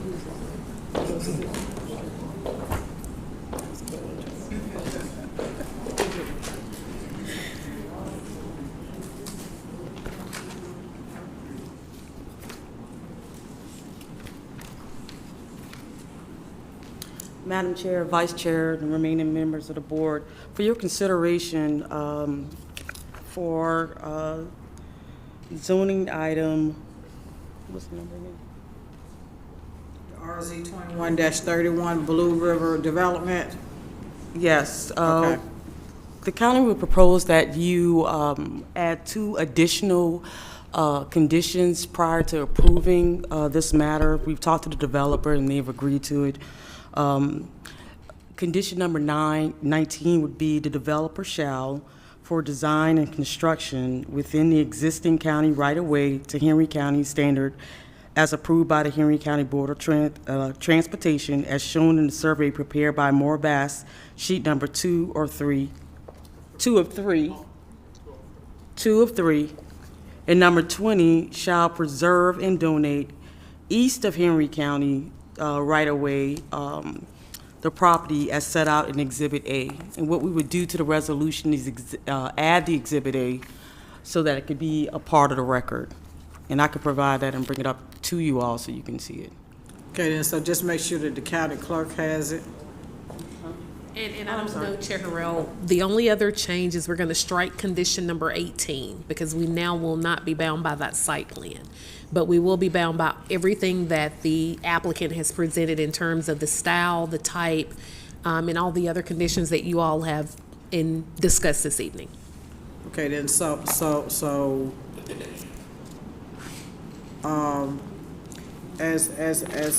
part of the, okay.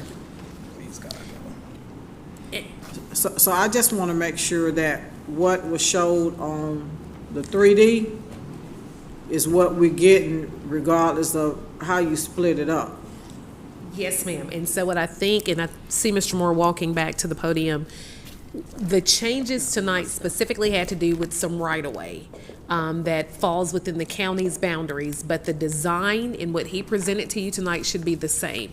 Now, if the board has more comfort in us bringing back a site plan, you all can approve the rezoning, and then we can have him bring back the site plan for the next meeting for review and approval by the board. But you can go ahead and proceed with the rezoning this evening if you'd like. Okay, all right. Commissioner Thomas, you had a question? I was trying to listen to Attorney Rowan exactly what's taking place. She said something about donate the land or the right-of-way. I'm not sure what's taking place. Okay, so I need a clarification as to what is happening. So the area outlined in number 19, and if Rocky can come up, that's actually owned by the county, correct? That's correct. So number 19 is owned by the county, and condition number 19, and I'll try to read it again, is for the developer shall design and construct within the existing county right-of-way as shown on this sheet, which is a survey prepared by Moore Bass on sheet 2 of 3, per, and that right-of-way is per deed book 3473, page 43. And it consists of 1.66 acres. So the county owns that strip, as you can see, marked number 19.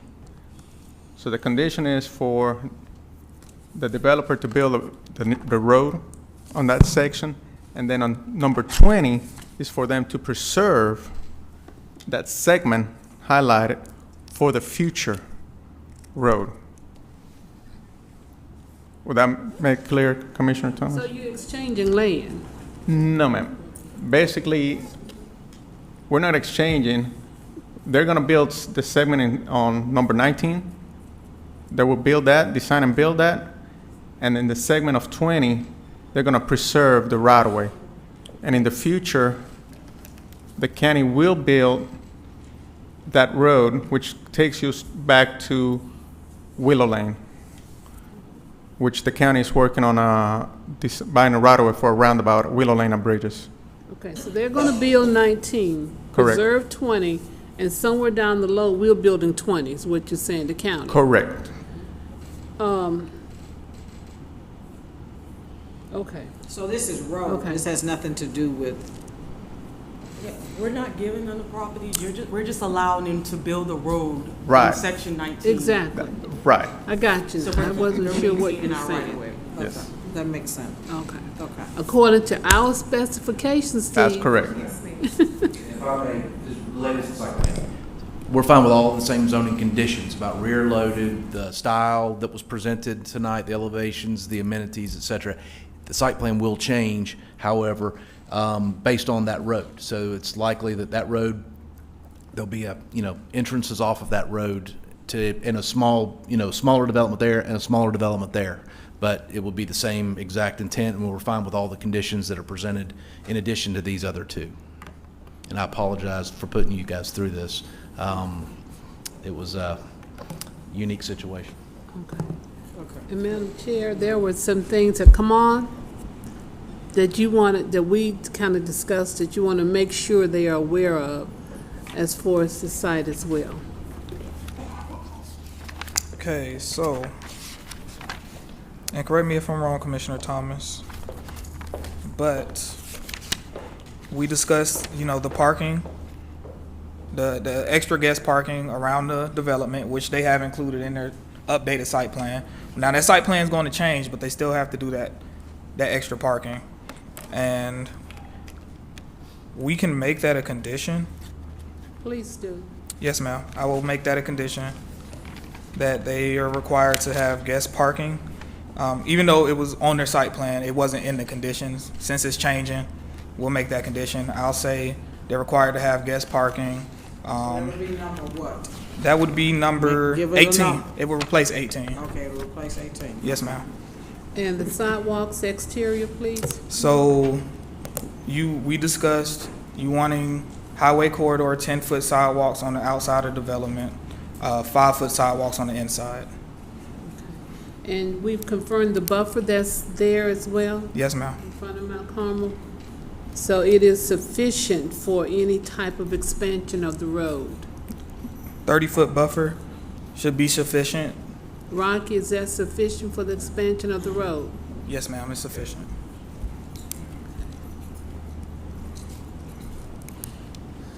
The other thing that, Steve, where are you?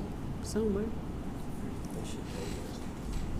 That you'll be willing to comply with landscaping requests for that area? Because I'm working to put together a master landscaping plan for the Mount Carmel area. Yes, don't know what that consists of. No, you don't. 'Cause I don't But we certainly want to work with the county on creating some cohesive, consistent landscape pattern in that area.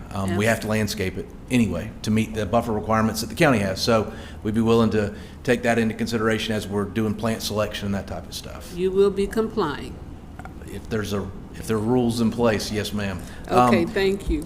May I ask about the sidewalk, just real quick? I know we had talked about a 5-foot sidewalk, and what the request currently is to take that to a 10 10-foot feet. along Exteriors? our side of Bridges Road. Along Bridges Road. Mount I'm Carmel. sorry, Mount Carmel. Mount Carmel. Yes. Okay. All right. And then 5-foot interior. Yes, sir. Inside the gates on the private streets. Okay. So this 10-foot is on the Mount Carmel side? On the Mount Carmel. Okay. All right. All right, so, you all heard everything, I'm calling for a motion.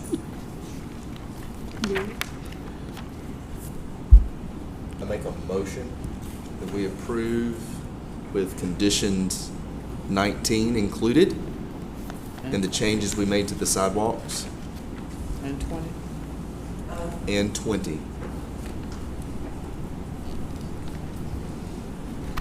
And enhanced landscaping. Yes, ma'am. And it looked like the picture on the 3D.